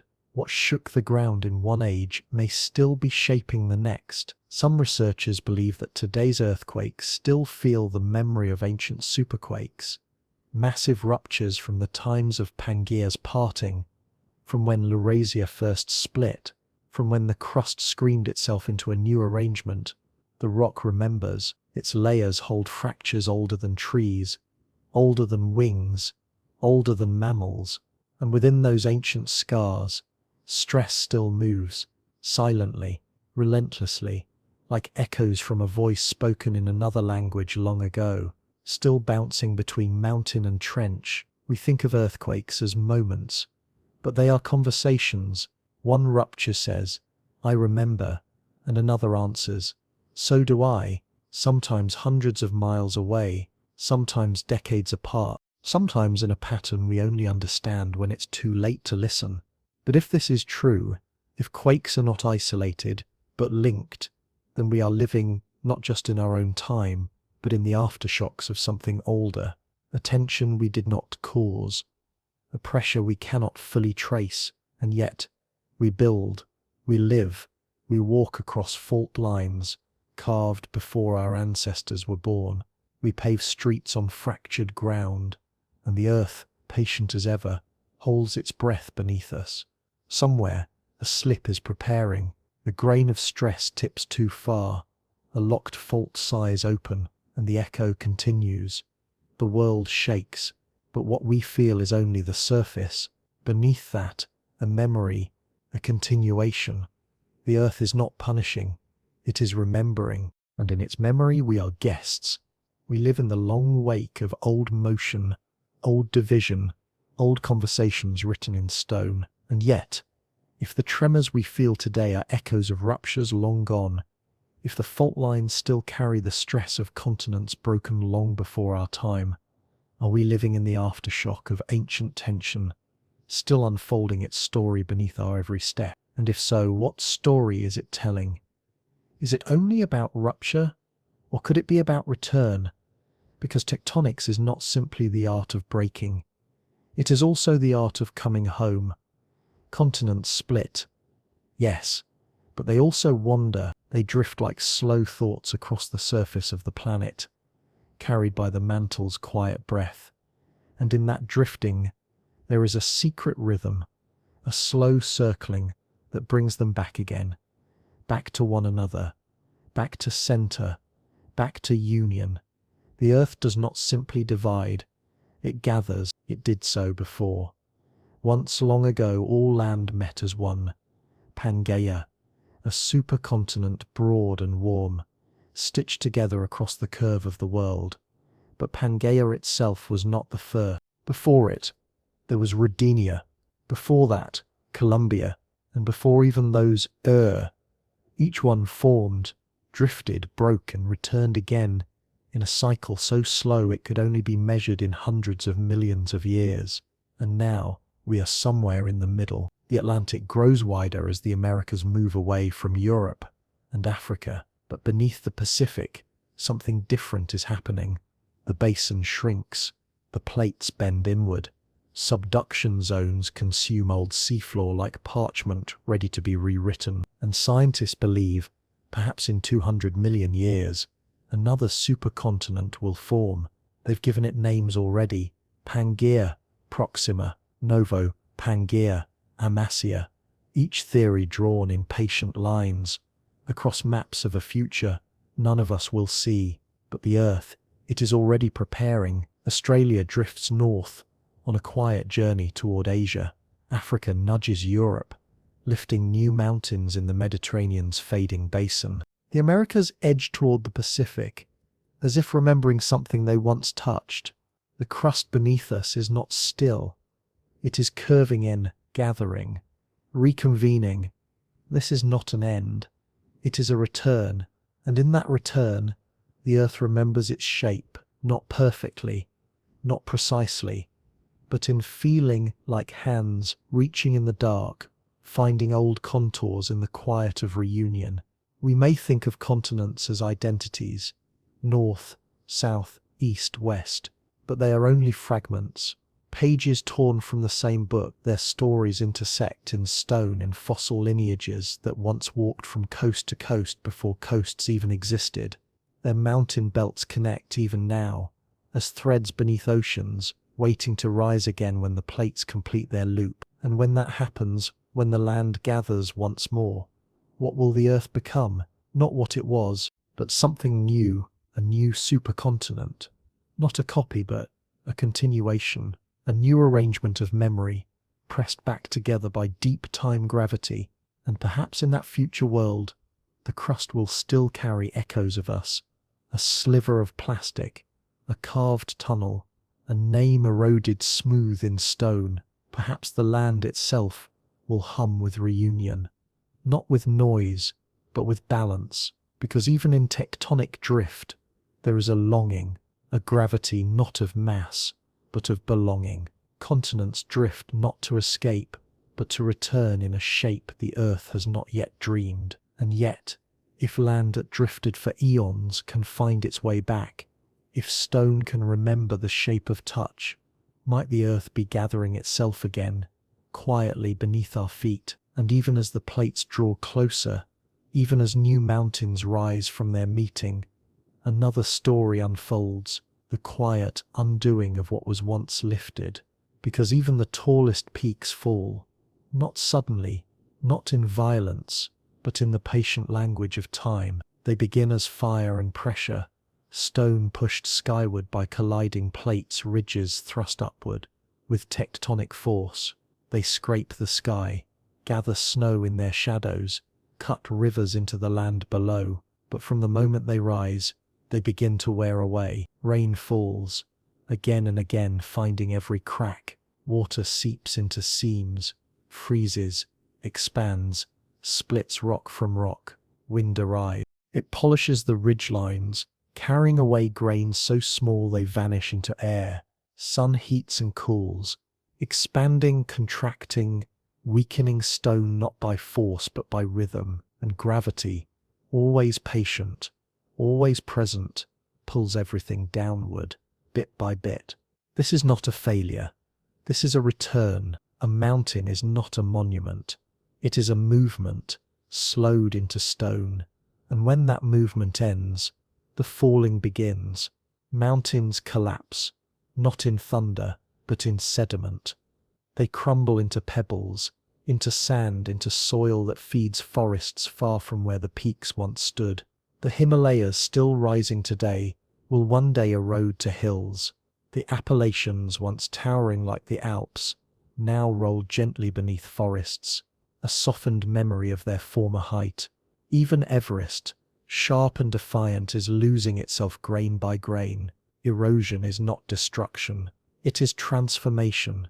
It is the body of the earth relearning its breath, and in the rivers that carry away the dust, in the deltas that build from fallen stone, we see the mountain's afterlife. Carried to sea, the peak becomes silt, becomes clay, becomes shale pressed at the bottom of an ocean that will one day rise, and perhaps then it will lift again, not as the same mountain, but as something new, because even the collapse is part of the cycle. Even falling is a form of becoming. We call mountains eternal, but they are not. They are gestures, temporary swellings on the surface of the earth, and in their collapse there is no shame.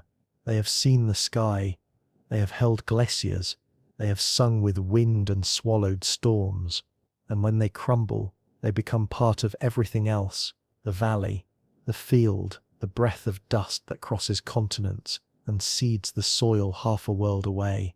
That dust remembers, in its chemistry, in its weight, in the trace minerals that once held light at 10,000 feet. And maybe that's the truest memory, not in what stands tall, but in what settles gently. The mountain is not lost. It is scattered, And we living beings, built from calcium and iron, carry some of it in our bones. We walk with particles that once touched the clouds. We breathe atoms that once formed a summit. So when we feel small in the presence of a great peak, perhaps it is not size we feel, but recognition. We are made from what has fallen. We are made from the memory of mountain. And yet, if the tallest stones must one day return to dust, if peaks become plains in time's gentle hands, will the dust remember its former height and dream again of sky? Perhaps. But even that dream, soft and slow as weathered stone, must one day dissolve into something deeper, something quieter, because every shape the earth creates, no matter how vast, eventually bends to entropy, not as punishment, not as failure, but as law. Even in its grandeur, the earth obeys the same rule that governs stars, cells, and cities. All things move toward disorder. It is not sudden. It is not cruel. It is gentle and complete. A mountain becomes a hill. A river carves its meandering truth through bedrock. A continent drifts, not with fury, but with patience, toward dissolution. And yet, in this unraveling, there is a kind of elegance. Entropy wears a crown of stone. It sculpts by subtraction. It paints in erosion, subduction, weathering, decay. It is not destruction. It is remembering how to forget. Every canyon was once a plateau. Every plain was once a ridge. Every basin was carved from something that believed itself eternal. But nothing is immune, not even the crust beneath our feet. Tectonic plates, those vast architects of mountains and seas, are themselves being consumed. At their edges they dive into the mantle, returning to heat what was once solid. Subduction zones swallow coastlines, pulling ancient seafloors into fire. Even continents have lifespans. Their boundaries change, their masses shift, their stories fracture and blend. No line drawn on a map has ever been permanent. No peak, no desert, no trench is beyond the reach of entropy's patient hand. And yet, it is not chaos for chaos's sake.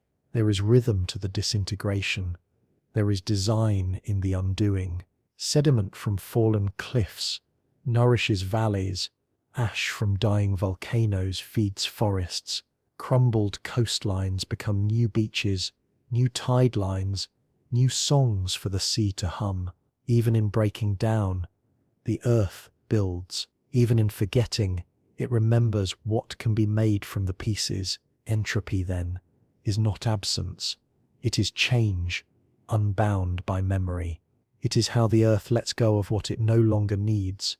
It is how the planet finds a strange kind of peace, a plateau that no longer strives to rise, a volcano that no longer burns to speak, a glacier that exhales and becomes river. Peace here is not stillness. It is acceptance of cycles, of softness, of endings that give way to other beginnings. And we, brief witnesses in this ancient process, cling to the illusion of permanence, of maps, of monuments, of memory carved in stone. But the stone knows better. It does not resist its crumbling. It honors it. It turns to sand and scatters itself where the wind can carry it. And in that scattering, new forms are seeded, new shapes are invited. The world is not falling apart.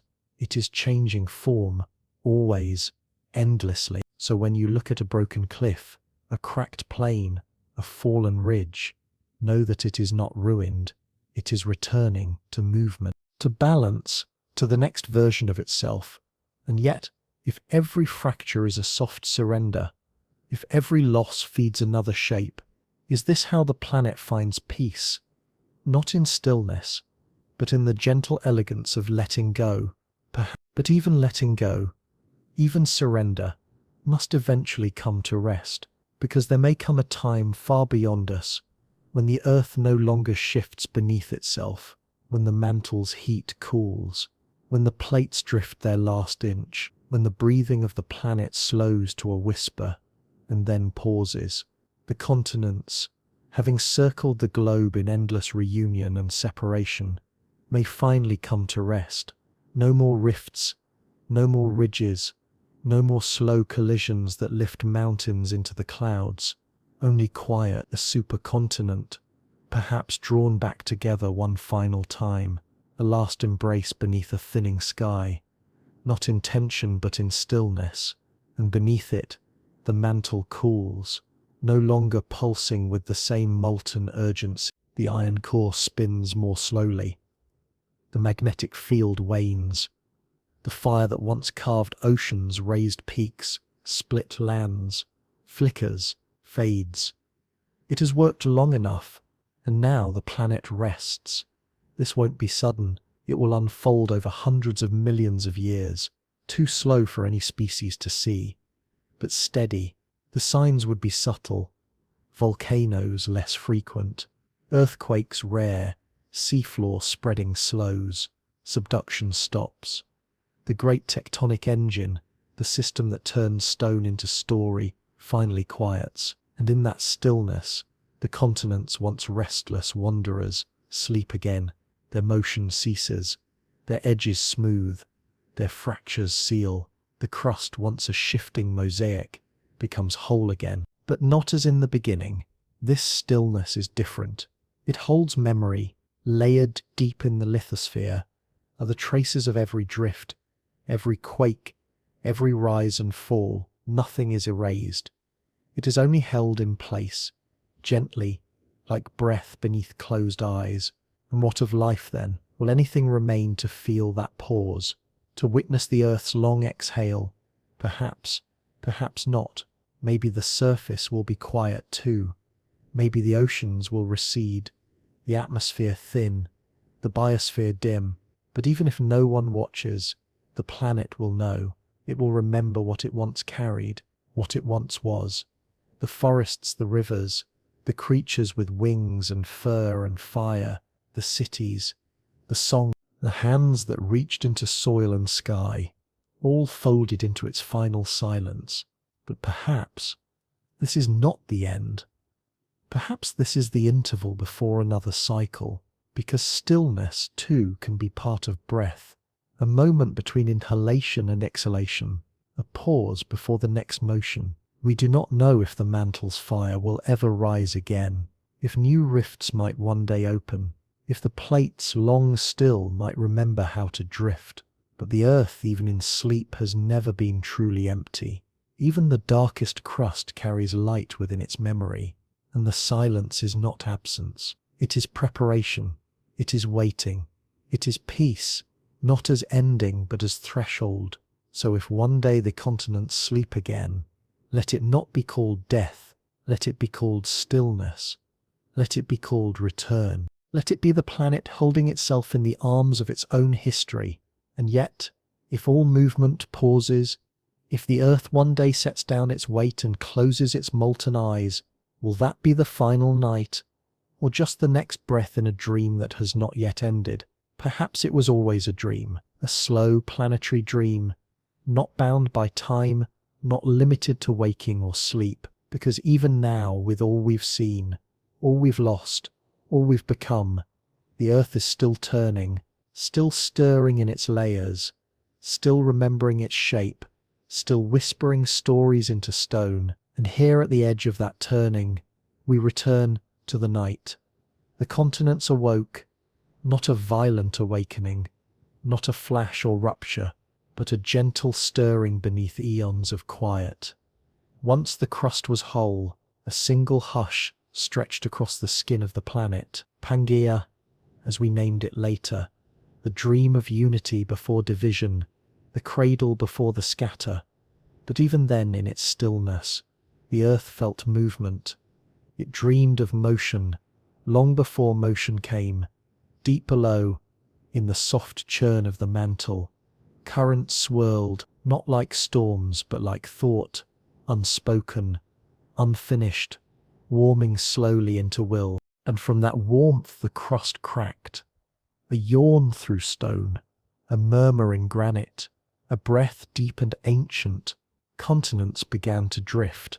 not as strangers but as pieces of a story learning how to speak themselves aloud. One moved north, another west. Edges kissed goodbye and turned into coasts. The oceans widened, not in separation, but in song, a low tidal hum beneath every shoreline. And the earth kept dreaming. It dreamed in tectonic pulses, in mountain births, in volcanic sighs and glacial silences. It dreamed in extinction and in rebirth. It remembered us, small, curious beings, who walked the folds of its drifting skin, who built cities atop fault lines and listened for answers in the echo of stone. We thought we stood still. We thought the land beneath us was permanent, but it moved. It always moved, even as we slept. And so this was never truly about awakening. The continents never truly slept. Their motion was slow, but it never ceased. They rolled in cycles too long to hold in one life, but clear to the layers that recorded them, to the cliffs, to the strata, to the deep sea cores and isotope trails and faulted plains. And we were the dreamers within the dream. We traced the shapes, named the ridges, read the fossils, mapped the scars. We came to understand, slowly, that what we call solid is only a phase in Earth's long remembering. Because the continents are not fixed, they are sentences still unfolding. And even now, beneath our feet, the punctuation is shifting. A rift widens, a plate slips, a plume rises. Somewhere new land is being born. Somewhere else, an old mountain is returning to dust. And through it all, the earth continues to hum, a lullaby of motion, a cradle of fire, a memory, warmed by pressure and pulled by time. So we return, not to the end, but to the beginning. With new eyes, we return to that first night when the crust stirred and the silence cracked, and the continents awoke, not as fragments but as dreamers, not as relics but as rhythm, because the earth has always been dreaming, and we have always walked inside that dream. And maybe that's all this has been. Not a history of rocks, but a lullaby of motion. Not a study of past, but a mirror change. A soft understanding that nothing is still, that nothing is lost, that all movement is memory, and all memory is motion, yet to come. And so as we close this long breath of stone, we do not say goodbye. We listen to the quiet hum of plate and mantle, to the sigh of mountain and delta, to the deep, enduring echo of earth beneath us. Because if the continents awoke once, in that first forgotten night, who's to say they're not still dreaming us forward?